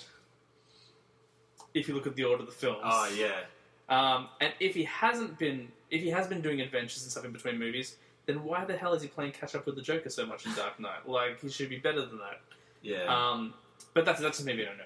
I was going to say, that probably comes from your strong knowledge of, like, the source material, though. For us plebs who just went along and being like, but this Batman guy, he looks that interesting. being said, like, I think The Dark Knight is an excellent film, but Batman Begins I just love so much. Yeah. Like, they took a cool villain like Scarecrow who had, like, they kind of went away from the popular ones and did that, and that was really cool. Ra's al Ghul, like Liam Neeson's excellent in it. You'd get your first look at, it's your introduction to everyone in that universe. And also, I'm going to be controversial again, I think I prefer Katie Holmes to Maggie Gyllenhaal. I also think she's, I don't like it either. I don't mean as an actress in general. I think Maggie Gyllenhaal's got a few more acting chops. But in terms of that Maggie world... Gyllenhaal's got those weird cheeks. Oh, I don't know. But then Katie Holmes has those really sunken bags under her eyes. Well, she was married to Tom Cruise at that point, so... but no, I love that movie. I think it's really, really well done. You get the whole, like, training sequence. It's just... The only problem with it is the bat suit. Like, because the cowl, like, the neck doesn't move. But I love it. Yeah. So, that's in my honourable mention. Those are my 3 honourable mentions. Actually, you just sparked my... I just completely missed Tom Cruise when I was thinking of my top 5 and stuff, but he'll have some of the honourable mentions, but, like, definitely my favourite Tom Cruise film, Cocktail, sits just outside my top 5. I remember hearing you talk about this on your other show, and I think... I don't know if I've seen it before. I've got it. I don't know if I've ever watched it, though. Definitely worth a watch. Again, I would have made this point on the other podcast, but it's just, like, it goes in a direction you just would not think. Yeah, it gets really dark with the suicide and stuff. So, and it's like, but I mean, I'm an unabashed Tom Cruise fan. I love his as an actor. I mean, Edge of Tomorrow is great. Like that would probably be like in a longer list of honorable mentions. That's such a great movie. Yeah, and to me, that's just like you get the two. To me, there's like the Tom Cruise that basically up until about 2000 when he sort of became an action star exclusively. He doesn't really do any just drama anymore.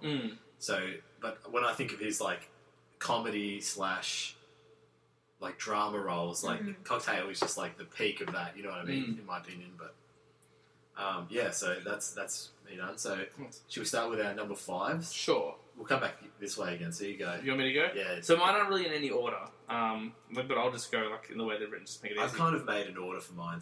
So number 5, and again they can kind of be interchangeable, is a movie from 2015. So only last year. Wow, new. Ex Machina. Wow, top 5. Really, really love that movie. And I've only seen it I think I've only seen it once. Maybe a second, maybe twice. But it's so well done. Like, it's my favourite... They did one of my favourite things in the world where they're like, we're going to do a very simple plot but executed perfectly. Let's get 3 people in a room for an hour and a half. Yeah. And, like, build tension. And it's done so well. Like, Oscar Isaacs is excellent. Yeah. Like, Donald Gleason, excellent. I'd never seen Alicia Vikander in anything before. Yeah. Like, superb. Like, Isn't that one of the strong... For a cast that has 3 people, how strong is that? So good. Like, it's unsettling, it's funny, like, you don't know who to trust. Like, this really well done sci-fi thriller. Yeah, I mean, I'm sure like if you picked it, I'm sure there are some like kind of loose threads in it, or like there are some like kind of you can kind of see how the sausage is made of it. But to me, I think it's just so well done. It's excellent. It's really good. And if you haven't watched it, you got to watch it because it's mine. Like currently, it's still my like number one recommendation when people are like, "Hey, can you recommend a movie for me?" I'm like, if you haven't seen it, Ex Machina. Doesn't matter who you are, go check it out. Yeah, nice one. Right, so I did put mine in order. And so obviously they're films like you said, Nick, they're films that I could go back and watch no matter what. So number 5 for me is Empire Strikes Back. Oh, How did I not put Choice. a Star Wars? Yeah. choice. Yeah. You know what I thought though. Sorry, I just get back to that in 1 second. Yeah. I just thought it's too hard to tackle. Like, it's like saying your favorite band is the Beatles. You know what I Yeah. mean? It's like, You know, yeah, we know yeah. that. So, but I'm glad But you can. definitely out of all the Star Wars movies, that one. We probably do watch that once a year. And yeah, exactly. Like I don't know. Like What sets that's it just, apart for you? I don't even really know. I think just the story. I think because New Hope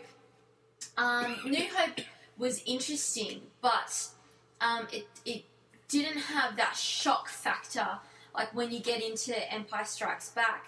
And I really just liked. I kind of felt like New Hope was a little bit too much running around and not really achieving anything. And then once you get into Empire Strikes Back, that's when everything starts to happen. Well, I think That's when it all sorry. sort of goes together, sort of thing like that. And so, I don't know what it is, but for some reason, that's just been the one that I've really liked. I think it's also because I love Yoda. So that one has a lot of Yoda in it. I think also it's probably like one of the first like big films, maybe ever, to have a real cliffhanger. Like that Yeah, film that's a good ends point. with like the deliberate intention to set up a third film, and like that's why it like ends on so like down notes. Like New Hope is fun, but like there's all this talk about Jedi with not really too much Jedi action, and like it ends like a parade. Like it's just Yeah, kind of they just get a medal, except for Chewie. a gold medal who felt him like blowing up a Death Star. But like you've got the battle on Hoth, which is like really hard. to- Yes, It's I love that so much. It's just a step up. I love in, the like, adults. every I love, fucking- yeah, exactly. And also like It really is the a step idea up. of like friends betraying each other. Like Lando sells them out and stuff. Oh well, that whole once they get to Cloud City, fuck Yeah. yeah.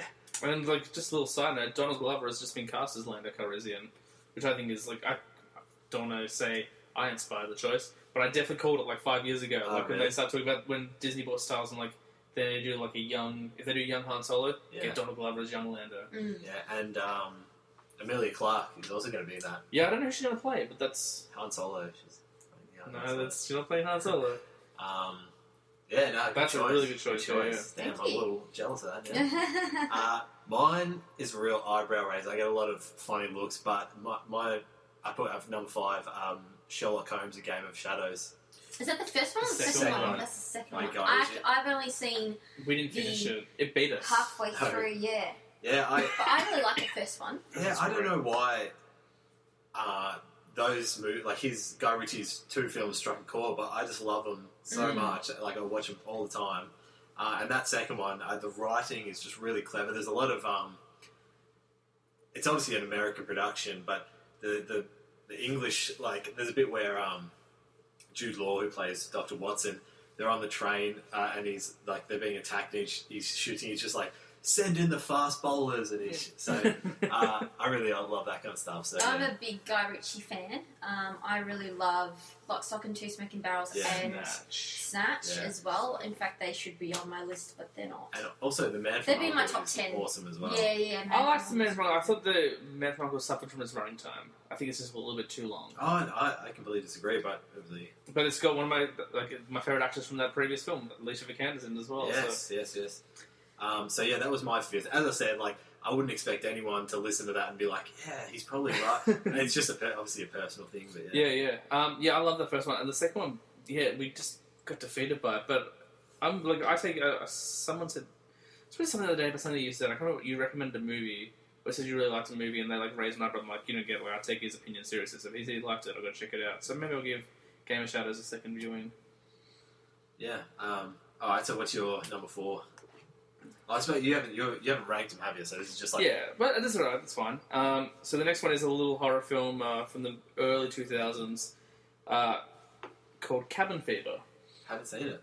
Yeah, so it's an Eli Roth film. It's his first film before he made Hostel and Green Inferno. All that. He started out he was fresh out of university, and it's like, I'm a fan of Evil Dead and like kind of small horror films. I'm going to make a little flick based on a flesh-eating disease that I kind of acquired unintentionally while traveling and stuff. But I'm going to make it all like bloodthirsty and murderous. But it's also really like funny and amusing, and it's not a straight up horror. Like it definitely like kind of goes into different areas. But it's really well done. Like it's disgusting. Like it's just so bloody and Yeah. off-putting. None of the characters are all that likable. So it's very different and kind of subversive to what you normally see in horror. No, it's a really cool flick. It's essentially about like this five teen to like finish high school, and they go out to this cabin in the woods like for a weekend or whatever. And the water has been poisoned by like this flesh-eating disease, and they all slowly start like getting contaminated, and you literally just see like sheets of skin getting torn. Like it's like a shaving scene. Like, Oh no. it's disgusting, but like it's so like different and wonderful. Like Peter Jackson like said it was his favorite movie of the year when it came out Wow, because yeah. he made like Dead Alive. Like he started in horror like with Bad Taste and stuff. So yeah, and I didn't really didn't honor Eli Roth in my first top 5, but he's one of my favorite directors, so I had to give him a shout out. And it's a really great flick, definitely worth checking out. They just remade it, and unfortunately, it's not very good. Like it's the exact same script, but they took all the jokes out of it. Yeah. So like even though it's beautifully shot and like it's more visually interesting, it's just not the same flick, and like he's got nothing to do with it. So go check out the 2002 version of Cabin Fever. It's really, really good. Cool. All right. Well, my number 4. Now, I couldn't decide which one to do. They're in the same vein, but I just couldn't decide. So number 4 is either Harry Potter and the Philosopher's Stone or Harry Potter and the Chamber of Secrets. Cool. Well, I am leaning more towards Chamber of Secrets. I would agree. We heard recently someone say that it's like the most hated film Yeah. out of the series. But I No definitely way. disagree. Like Yeah, isn't definitely it surely like disagree. the 4th is probably the most that's hated, what I isn't it? thought. Yeah. I mean, they give him a mullet. Exactly. So I'm gonna say Chamber of Secrets rather than Philosopher's Stone, because Philosopher's Stone, as much as I can watch that like a zillion times, and I have watched it a zillion times because I used to when I was in high school come home every day after school and chuck in the VHS and just watch it. I'm gonna say Chamber of Secrets because I feel like Chamber of Secrets has better pacing. Yeah. It's more actiony, it's faster, whereas obviously because you've got to set everything up in Philosopher's Stone, it can be a little bit slower. And also Daniel Radcliffe looks a little bit older, and that's when he was at his hottest. So he was in his young teens. Oh yeah. You didn't find him I hot when was, he was a Nazi? But he's the only guy that I've ever been attracted to who has a shaved head. When I saw his shaved head, I was like, you know what? That actually doesn't look too bad. He was. 'Cause I hate shaved heads. Did you think he was attractive in horns? I thought he was like a. Yeah, attractive in horns. He's just not. He's only attractive from the chin up. His chest is. Like cavernous. Oh. Like, Yeah. it's good. I would agree with your decision of Chamber of Secrets being better than Philosopher's Stone because it's a little bit darker, but not too dark. Plus, you get like Kenneth Branagh, who's an excellent. What a rock star. It's funnier. Like he's Remember that? like in all the interviews when they came out, like it's so funny this time, guys. It's so funny. Yeah. You're like, Like, you have no everyone said idea. But yeah, like he's better than the dude who played Quirrell. Like Quirrell's kind of like an uninteresting Yeah. kind of sidekick type thing. Yeah, it's good. So that's your favourite of the HPs? I think so. I think it is. Yeah. Most people go with 3. I wouldn't go with 3, but most people I go with 7.1. really. Yeah. I like 7.1. The I think tree, that's the just tree the best movie. film. The train. They're out in the trees for like 2 hours. I thought it was just such a great film. I still enjoy it as well. It's got that really like it's the actually I was talking about the sexuality in Fantastic Beasts before. It's got the only sexual moment of all the Harry Potter films when Ron's looking into the Yes, Horcrux yes. and like Harry and Hermione are Yeah, naked and like yeah. making out and stuff. Did be good. So my what are we up to? 4 is Interstellar. Haven't seen it. Haven't seen I it? haven't seen it. I've always wanted to see it. So good. See, I heard all these horrible things about it, and then you're like one of 2 people recently who's like, it's so good. And because I'd heard it described as like Gravity, except with Matthew McConaughey. I haven't seen Gravity either, but I was just like, that doesn't sound appealing at all. It's just like you'll find there's a theme, a Christopher Nolan styled theme. I think that's the other thing. Like after Dark Knight Rises, like even though I enjoyed it when I saw it in cinemas, like after I kind of had some time to like I kind of left a bad taste on it. I'm like, oh, that wasn't actually that good. So I don't know if I want to keep watching this guy's stuff. Then I rewatched Dark Knight Rises and I still like it. So Yeah, it's quite a lot of technical physics and stuff like that. So it's definitely not one to just chuck on in the background. But so good, so bloody good. any particular standout performance or? I think everyone's. I tell you, it's just like the usual suspects. So Michael Caine, I think. Anne Hathaway's in as well, isn't she? Yeah, like I think he's been in the last. I think he's been in like every Christopher Nolan movie except Memento. Memento, yeah. Yeah, he's in Prestige. That's a great flick as well. Yeah. McConaughey knocks it out of the park. Jessica Chastain, who's amazing as well. She's fantastic as his daughter. There's a scene where there's time differentials and stuff, and time gets sucked into this black hole. So he goes down to a planet because they're basically there to search for a place for humans to live. And he comes back and like 30 years have passed, and he's got all these video messages from his kids. And, and you just sort of see him watching them like grow up. And he's only been gone for an hour, but he's come back, and like his kids have like grown up, and he's just like there's tears streaming down his face, and it's like I challenge you not to cry while watching that. You might have sold me, though. That sounds pretty incredible. Like, you may have convinced me. I mean, I've got it on Blu-ray. You just say the word, and I'll courier it over. Nice. Would you like to borrow it? I might have to. Yeah, I'll read it next time. So that's 4 for me. Nice. What was 5 for you again? Oh, Game of Shadows. Game of Shadows. It's very forgettable if you're not me. So my number 3 is another horror movie, like straight into another horror film. Friday the 13th, the original, not the original slasher film. Are you doing the whole series or just that? Just the first one.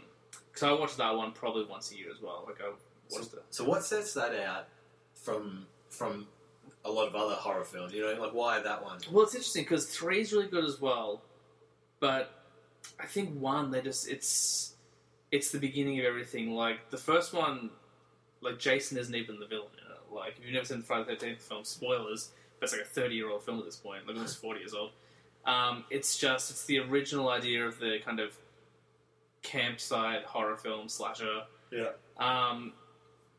It's just I don't know what it is. It's just super. Like, I mean, the Jason films have always been my favorite, like kind of horror series. Like I like Jason more than Freddy, more than Michael Myers, more than Leprechaun. Mike Myers. Yeah, baby. It's just really well done. Like the kills, like creative and different. And, like it was such a low budget film when they made it as well. So. And it was all made for a cash grab, which I think is really kind of amusing. Like, it wasn't like them trying to be creative. It was just like, we can make money off this horror film, let's do it. And the performance is just really good. And it's also, I think, the first role of Kevin Bacon. Really? Yeah. Oh, that's cool. And it sizzles, that bacon. Oh, very good. But is it halal? Because, no, not in the 80s, man.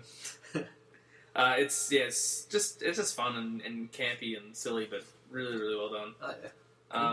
But like 3 would be a close second in terms of that series. Like 3 is really good. Even 2 is pretty. I mean, they're with the exception of like Jason Goes to Hell, like the 9th one, they're all pretty good. They're all pretty fun. But number 1, gotta go with the original. Yeah. Oh, nice one. Cool. All right, my third one is Argo. Oh, nice. Yes. Argo, yeah, good film. Which I really, really liked. Again, I only seen it one time, but man, like when we finished watching that, I was like, I immediately want to watch this again. And like, I just think about it all the time. I was literally on the edge of my seat. It was just fantastic. I thought it was really, really good. A lot of Red State cast members in that film as well. There you go. Didn't that win Best Picture as well? Yeah. I think it did, yeah. It was beginning of like, I mean, it's the third of Affleck's like kind of directed films. Yeah. But like the kind of the beginning of his like return to form and stuff. Yeah. I mean, I never thought he left form. Like, yeah, there's some kind of crappy movies in the mid 2000s, but like, they weren't necessarily his fault. Like, he was definitely just going for a paycheck. Yeah, like the movie Paycheck. Can you tell me what that? I haven't seen that for so long. What they I haven't seen it. he reverse. They like he. You haven't seen it? No, I haven't seen it. Okay, so it's something to do like. There's either time travel or memory wiping, but he reverse engineers technology. So I'm not sure if they send him to the future. He reverse engineers technology to see how it works, and then they bring him back, and then they invent the technology or something like that. But it's something shit like that. Yeah. It's apparently Sounds like a 2000s film. yeah. But yeah, Argo's great. Like, I mean, he's excellent, but then you've got John Goodman, Alan Arkin, Carrie Bechet. She's like one of the girls held hostage, the blonde girl. Yeah, it's really good. Yeah. Plus, they get to keep making that like dirty joke the whole time. Yeah. Go fuck yourself. Excellent. Yeah, really good film. Nice. So my third is by Quentin Tarantino. Nice. Inglourious Bastards. Ooh. I just never get sick of watching that. We Yeah, might see that it's one good. pop up on another list soon as Oh, well. sorry for jumping the gun. No, that's alright. But it's just I think about this is how I base those films. I just think you start that film and then you get that scene on that farm, and I just think I'm into this film after 1 minute. You know what I mean? I'm just going to interrupt very quickly. We might as well just do a longer discussion. It's my number 2. Okay. Inglourious Basterds is my next film, so we'll just talk about it. Okay. Yeah. Oh, Keep going. Oh, I'll keep going. Yeah. But yeah, I just think, and I just love films that have such different identities for each sections of the film, and just like starting off on that farm. What a great opening scene, and then it just moves to Paris, and we get her having opened the cinema. All the while, you've got the what do they call the Bastards? the bastards? Sorry, yeah. Yeah. Like scalping Nazis and stuff. Like that baseball scene where Eli Roth is just how knocking Yeah. out bad dude. is that? Or even just the speech that Brad Pitt does Yeah. before that. You I know? want my skull. And what Yeah. about the music when he's like the tension that's built up when you hear him Yeah. hitting the bat inside the cave, Yeah. and you almost like it's so It's good. like a horror movie at that moment. It's so good that I almost forget that like Hitler wasn't like the stakes are so high that you you just forget that it's not true. You know There's what I mean? so, like that movie did like it's so hard to choose the best performance because obviously you want to say Christoph Waltz. Christoph Waltz or Brad Pitt, but like think about everyone that introduced you. Like it did give us Christoph Waltz. It gave us Michael Fassbender, Yeah, Daniel Bruhl, Yeah. Daniel Bruhl, Melanie Laurent, which is the Yeah. French girl. Laurent. That's what I meant to say. Ah, wow, Shoshana. yeah. Like Daniel Bruhl, like is so good in that Oh. film. They're all good. Yeah, there's It's so a many really times- solid Yeah, film. Like the strudel scene. Oh Yeah. yeah. Like such a weird like scene that shouldn't be Yeah. memorable, but just And like then the like tension. she just cries after it. There's And that- that scene in the that bar downstairs. Yeah, the downstairs with I can't remember who's the SS officer. Is it Zola? And he's got Schmidt, or is it Schmidt? It's not Zola because Zola is Daniel Bruhl. That's right. But when he's when they tell the He has the son Wilhelm. Or whatever. yeah that guy when they tell him off, the tension because he's in another room and he says, "If I might interject," and there's like a 20 or 30-second pause while he takes another drag of his cigarette, puts it out, and the tension in that is just unbelievable. And then you got like Hugo Stiglitz, Yeah, like that. Hugo Stiglitz. And they did that like really weird like 80s guitar thing. And who else? And Mike Myers, Mike Myers is Yeah. in it. and also is it John Jarrett? No, but I know who's doing the Australian actor. Yeah, It's what's his name? I know exactly who you're talking about. he played Winston Churchill. Oh, is that who he's meant to be? Yeah. I never noticed that before. That's the thing about that film is you can watch that like a million times, and every time you watch it, you see something new. Like it's Yeah. just, even though I do put Kill Bill high, it probably is my favorite Tarantino film. Where is he? I know who you're talking about. I can pop up. So many people like in this. Yeah. In the IMDb, their photo is from And of that course, film. how can we mention that without talking about BJ Novak, Yeah. one of the bastards? Yeah, he's great. And Sam Levine's in it as well, who was in Freaks and Geeks. Oh yeah. He's not coming up here, but I know who you're talking about. Yeah. It's the Aussie guy. So that's my 3. It's so good. I'm just trying to think, like, the milk scene, like the milk scene at the start. So, I don't know who the dude is who played the farmer, but he's brilliant. Oh Like, yeah, fantastic. the scene with when she's taking the letters off and like he's flirting with her. yeah. And just how can you Daniel Bruhl is a Nazi who's famous for killing heaps of Allied soldiers, but how like innocent is he and how naive is he when he's trying to like it's impress her? really like heartbreaking, but it's also like he I don't know if it's that heartbreaking because he's all like innocent and everything, and then all of a sudden he just turns. Yeah, once she knocks him that's back right. and he He's says, "Do you know who I like, am?" That's Yeah. right. You know, he's But like, it is. "We'll do It's this." well, I was gonna say it is heartbreaking because he's so naive, but it also plays into the naivety of like the Nazis. Yeah, Like, no, and I'm not making right. Nazis excuses, but they're all just kind of like, oh, this Hitler guy's kind of charming. Let's do what he says. Yeah. Like, and they just fall again. Like it's that cultist kind of idea. Like they just fall for it.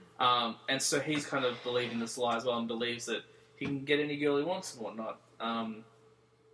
It's so and Sophie from Kill Bill's in it as well. Yeah. You see her get plowed by Goebbels in like a quick flashback. Oh, okay, yeah. Yeah, it's a pretty perfect flick. Like, and the soundtrack is excellent. Oh, fantastic. Like using Bowie in that final, like in yeah. that burning down scene. Oh, it's, That was so good that I actually went out and I saw a copy of that on vinyl, the single release, and I had to buy it. So I've got that on vinyl now. Nice. it's Yeah. such a great flick. And Yeah. of course, I just can't think. The German actress. Oh, the one who plays Bridget von Hammersmark. Yeah. I can't believe I can't think of her name. Yeah. It's Famously something Troy. Diane Kruger. Diane Kruger. She's Yeah. fantastic as well. It probably is his best film. Like, I think I just love the whole. I think I just love the pop culture. It's not even the right word, but like how like kind of pop arty Kill Bill is. Yeah. Like, it's just so visually like fun. Yeah, that's and like right. reminds me of like old serials and stuff. So I just love watching that. Yeah, But yeah, Glorious Bastards is almost perfect. lovely. So that's your two. Yes. So we're on to your two now. Yes. So my two is something that's from my childhood. That was basically the first thing that I ever fell in love with. So that is Pocahontas. Tina. Oh, really? Nice. Pocahontas is number 2 for me. I was trying to think of a Disney film to put in my top, but I just couldn't think of anything that I love. And just because, like, I don't know, I don't even remember watching Pocahontas for the first time. All I remember is that it just was in my life and I just loved it. I was obsessed with it. More obsessed than, or probably equally obsessed as I am with it about Harry Potter. You know, and it's just a beautiful film. Like, the way that it's drawn, the way that it's animated, it's just gorgeous. And the songs are really nice. And so that holds a special place in my heart. Also stars two people we've mentioned today already, Christian Yes. Bale and Mel Gibson. That's exactly... Well, it doesn't star Christian Bale. Oh, he's in it. He's in it for, like, a couple of lines, and that's about it. But definitely Mel Gibson. And Pocahontas is your favourite Disney princess? Yes, she's most definitely my favourite. Do you have a favourite Disney princess? I don't really know enough, so I'm going to say I've got... Pocahontas. Well, see, the thing is, yeah... Mine's Mulan. Because there's different categories of princesses. So, like, Pocahontas isn't really, like, considered to be a Disney princess. So, of the big grouping of princesses, she's my favourite. Of the smaller grouping of princesses, which are the ones that are supposed to be famous for being princesses, Sleeping Beauty, Aurora. Okay. She's my Which favourite. I've never seen Sleeping Beauty. Really? Yeah. It's really good. Well, I wasn't into princesses when I was a kid. Yeah, I so. suppose. But now, But now, But now, royalty. yeah. And like Mulan's only like a recent Oh, addition for me. Mulan is... I was going to put Mulan down as well, but Pocahontas beat Mulan. But I still, obviously, I had Mulan Barbie dolls and all that sort of stuff like that still. But I like cool. Mulan. so that's like more like a nostalgia one as well. Yeah. Yeah, That's that's what right. I didn't really like have any. I never thought of that. Mine are always so contemporary, but I suppose I'd be something like that I've seen since a kid, like the Three Amigos or something like that. Yeah.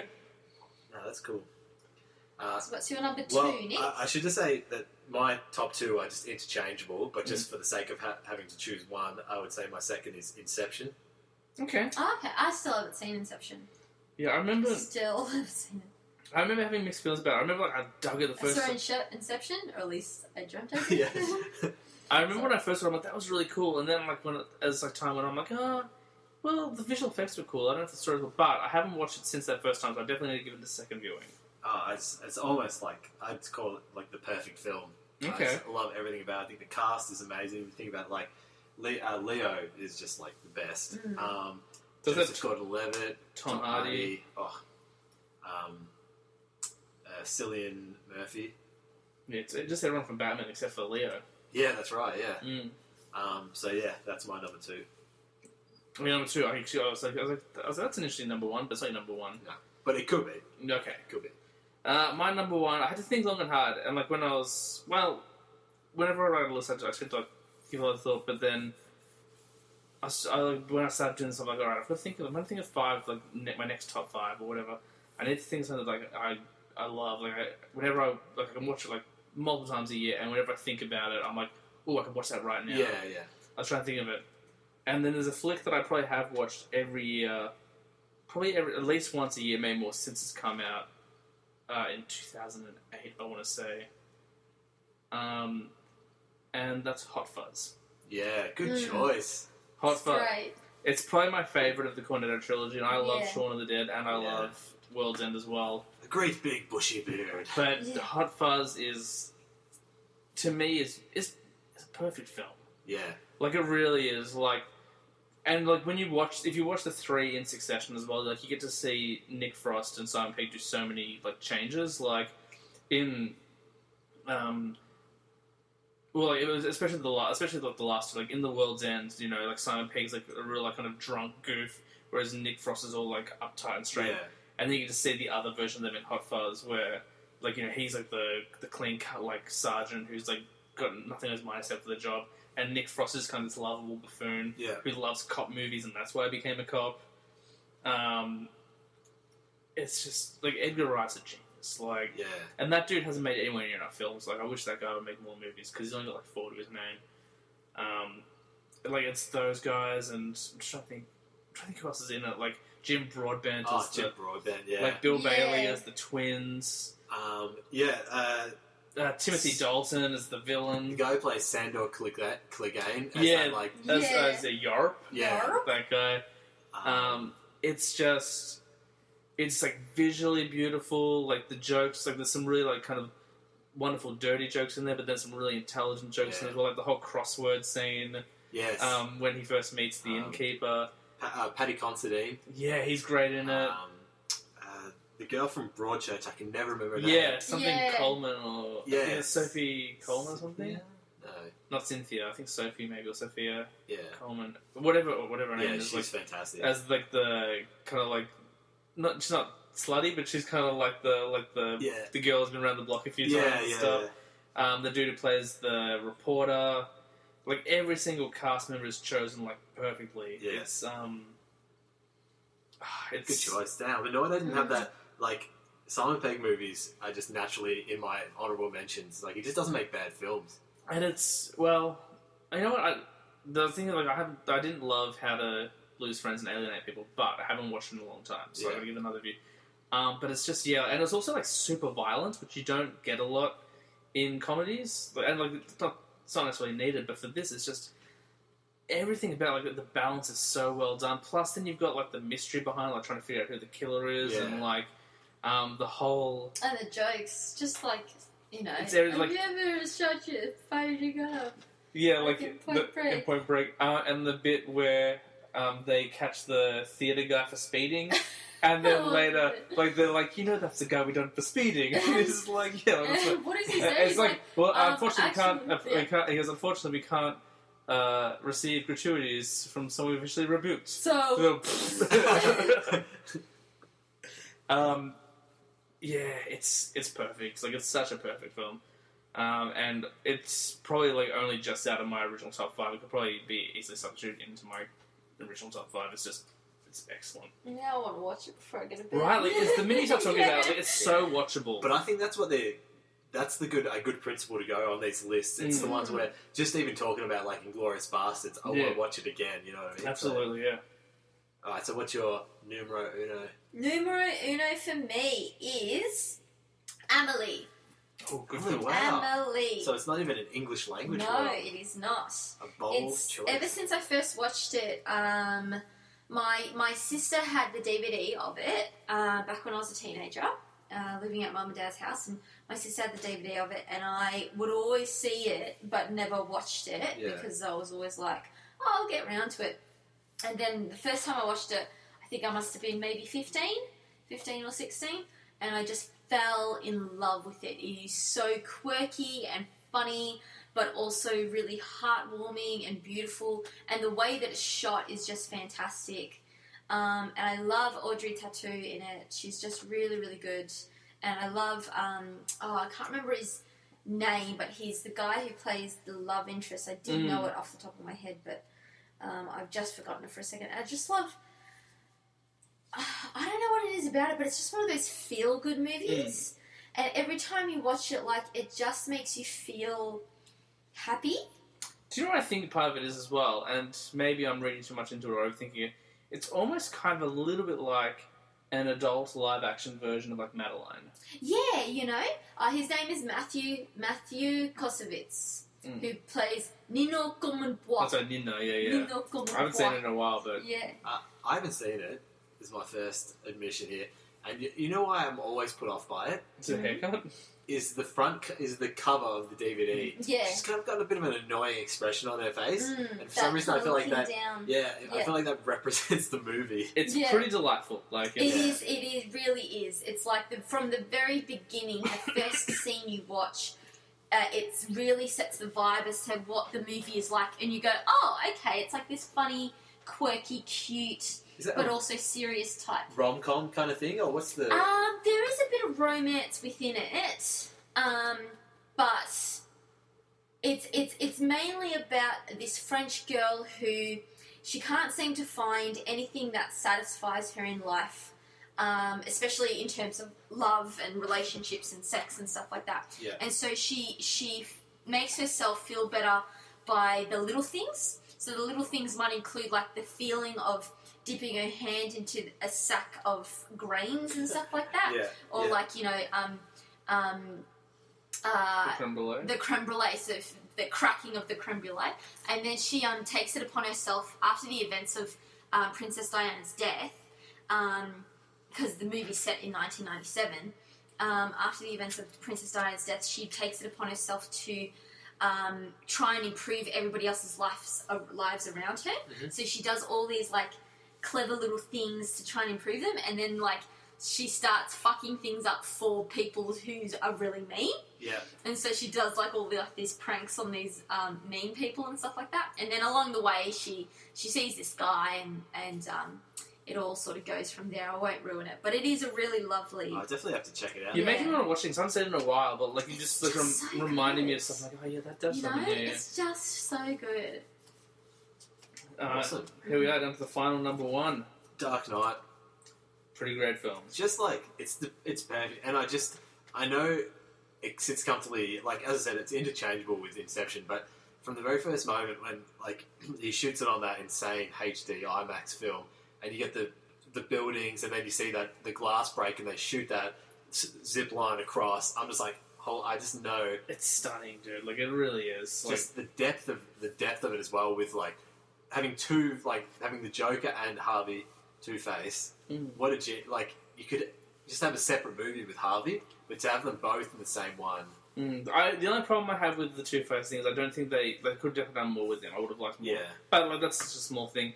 And also, I love how like there's just so many cool little like Easter eggs in it. Like, for example, like that opening shot, like the introduction to the Joker, like before you see the Joker, is the brightest that film ever is. Like, if you look at it, like then after that, it literally becomes like the Dark Knight. Like it just gets so dark and stuff. Yeah. And then like the irony of like in the police chase, I've just commandeered John Bourne. No. Please. Like in the police chase, there's the irony. No, yeah, when the Joker's chasing Harvey Dent Dent in the police and van. you just see like the fire truck on fire, like just the irony of that and stuff. And one of the thrills I always get is when there's the truck that says laughter or whatever, and he's written the S. So Yeah, changes to Slaughter. Yeah. So good. I mean, Heath Ledger. That is so good. Like the bit where he's dressed up as the nurse. yeah.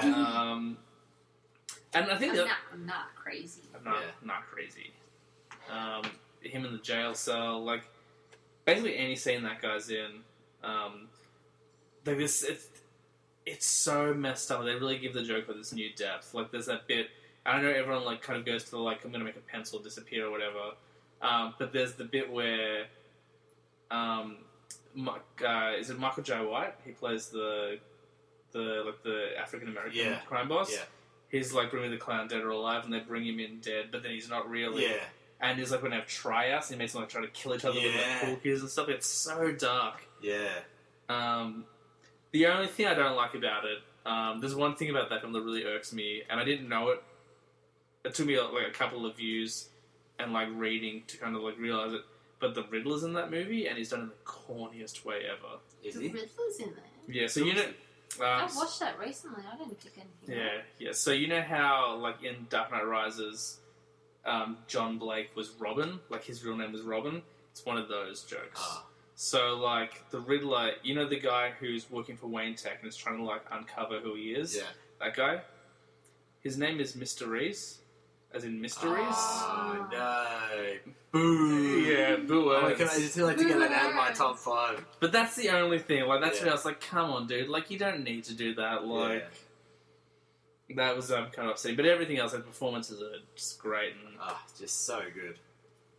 Yeah, so that's. But again, I could have easily had Inception. yeah. How many? Was it 3 It's Nolan 3. in the top 5? Wow. Yeah. And Tina did 2 Ridley Scotts. I don't think I had the same director for I anything. had 2 Ridley Scotts in my honourable mentions. Yeah. So what's That's your my top. so What's your top yeah? number What's one? your top 5? Before this, Yeah. So Clerks, Wait, so what was your number 1 just now? Hot Fuzz. Oh, Hot Fuzz. Oh, Yeah. sorry. Yep. Okay. My That was original top number 5 2. is Clerks, Blues Brothers, Kill Bill, The Devil's Rejects, and Desperado. Desperado being number 1. No, Clerks is number 1. So number 1, okay, yeah. But they were all like those were all movies that like came at like significant points in my life. So like Blues Brothers is pretty much the first film I ever remember watching. Like a film that I watched with my dad all the time growing up. Yeah. And then Kill Bill was like the first flick that I watched that made me kind of think like, oh, I might like to. I saw the trailer. I was like, oh, I might like to make movies. And then I saw Desperado. I was like, oh, I think I'd really like to make movies. And then I watched Clerks. And I was like, oh, I think I could make a movie. Yeah. And then Devil's Rejects is just like so messed up. Like it's just wonderfully messed up. But any film in that like top 5 plus honorable mentions could like slide in there at any time. Yeah. Like, they're all like really enjoyable. But then there's stuff on your list where I'm like, wow, like they're all good movies as well. I really like how we've all said something different. We haven't repeated anything. Except for I think Inglourious Basterds was the only one. Oh, yeah. Yeah, that's that right. was a double up. And then there were 2 Nolan Batman films, but they didn't. Yeah, that's true. Very well. That was good, wasn't it? That was good. I like doing lists. So you were saying you got an idea for next week's list. Well, I actually I'll run you through some of the I just thought, and so we could easily do worst 5. Which I've already come up with just now. I was thinking we could all rank the Harry Potter films, which we've kind of done a bit of, but I still think ranking them from like best to worst. Top 5 scariest films. Okay. And I also just thought like best twist in a movie. Okay. These are all good ones as well, yeah. But we can decide that off air. Why It's going to be hard for me to rank the Harry Potter films. Why don't we rank the Marvel films, all 14 of them? Yeah, that'll be our 10-hour special. This is almost 2 hours, man. Like, we did a long episode. Yeah, so. yeah. It's our introductory special. It is, but I'm like, again, like, because we watch so much. But I like that we're taking time to discuss each thing. Like, Yeah. it's nice not to gloss over things so quickly. Hopefully it's not too self-indulgent. I don't think so, because we're not like, we're right, and everything we say is like the Yeah. truth. Like, we're just like, hey, these are things we like. And people Yeah. don't like that discussion. Just putting this out there, my top 5 hated movies is very controversial. Oh, Wow. no, this is I reckon. Scandalous. I reckon I can guess which one of them already. Yeah. I'm gonna say there's a Heath Ledger movie in there. There is. I Knight's knew it. Tale. No, that's a great movie. Is it? I I don't think I'll ever forgive that movie for putting a Nike symbol on his armour. I don't know. hate shit like that. Yeah. I don't remember I that. fucking hate that. But Paul Bettany, he's good too. I just don't remember. That never occurred to me as a Nike symbol. I was just kind of like, oh, it's a little thing. Yeah, It never occurred to me that it was actually like. I hate that. It's just such a cutesy Yeah. early 2000s film Mhm. trick, you know what I mean? Like, this is how this started or something like that, you know what I Yeah. mean? Like, some bullshit thing, it's like, oh, what was his name? Oh, it was Robin Hood or something like that. Yeah, You know? Like, that's right. so, yeah. It just made me think of Back to the Future when he's like Clint Eastwood. And isn't he also Calvin Klein at Yeah, one point? he's as well? also Calvin Klein. Yeah. But then I think with top the worst films, I don't know how bad, like, we sort of watch a lot of bad films on purpose. These are my you know what I most hated. Like, films, most hated. not Maybe that's- worst. yeah. films. I don't know if I have. I don't know. Most hated. I've got a week to think of them. Mm. I don't know any movies that I hate. I'm sure there's probably going to be a couple. There are some that I hate. Yeah, I can't think of... The thing is, I don't really watch films that I think I wouldn't even like. So it's actually tough to... It's going to be a tough thing. Well, a couple of them are things that I've had to watch for school Yeah. and hated, so... Big Steel. Did you guys ever watch that? No, but I've heard of it. Had like Noah Taylor in it. Or maybe not Noah. Who's the other guy that looks like Noah Taylor? He's in Game of Thrones. Is it the other Noah guy? Was he the one with the beard he worked for the Night's Watch, but he's like a traitor? Yeah. I think that is Noah Taylor. Nah. He's also Charlie's dad in the... Oh yeah, Noah Taylor. Yeah. Yeah. Sorry, I get him and Ben Mendelsohn mixed up. See, I think I've seen like one picture of Ben Mendelsohn. I have no idea who the guy is, but I know he's an Australian actor. But Ben Mendelsohn. yeah. Okay. Was he in Mississippi Grind with Ryan Reynolds? I don't know. I know him from Bloodline. Okay, He's that's that show, yeah. Fantastic in that. Yeah, it's very popular. Won an Emmy. There And you now go. he's in Star Wars. Nice. Cool. Maybe we'll have to rank Star Wars movies as well. Oh, yeah, well, that's easy. The shittest three of the three at the start. I say I don't have anyone near as many problems with those films as everyone else seems to have. Like, don't get me wrong, they're not great, but there's some fun to be found in some of I those think it movies. all starts and ends with Jake Lloyd.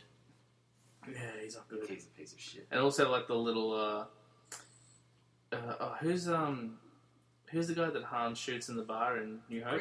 Greedo. Like, there's like a little Greedo in there as well. And it's like, oh, Arnie! Yeah. Yeah. Fuck you, Mini Greedo. Well, I think it's a pretty successful Yeah, introduction very to Pass the Remote. So we decided to call it in the end. Yeah. We did, yeah. Shh, it started. This is cool. I like doing lists, and maybe we probably won't do lists every episode, but it's a cool way to like kind of Yeah. generate some discussion. Well, if we ever do like book adaptions, top 5 book adaptions, Oh, the list I've got maker, my top- Schindler's my top- List, top 5 list films about lists. I've got my top hated book of all time. I definitely have I know that one as well. Yeah. I hate a book. Yeah, Okay. it'll be Yeah. that'll be a Controversial. that'll be controversial as well. Yeah, Yeah.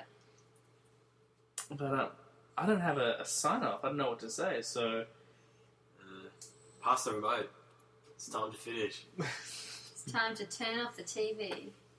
yeah, Good night. probably good night and good luck. Yeah. Good luck.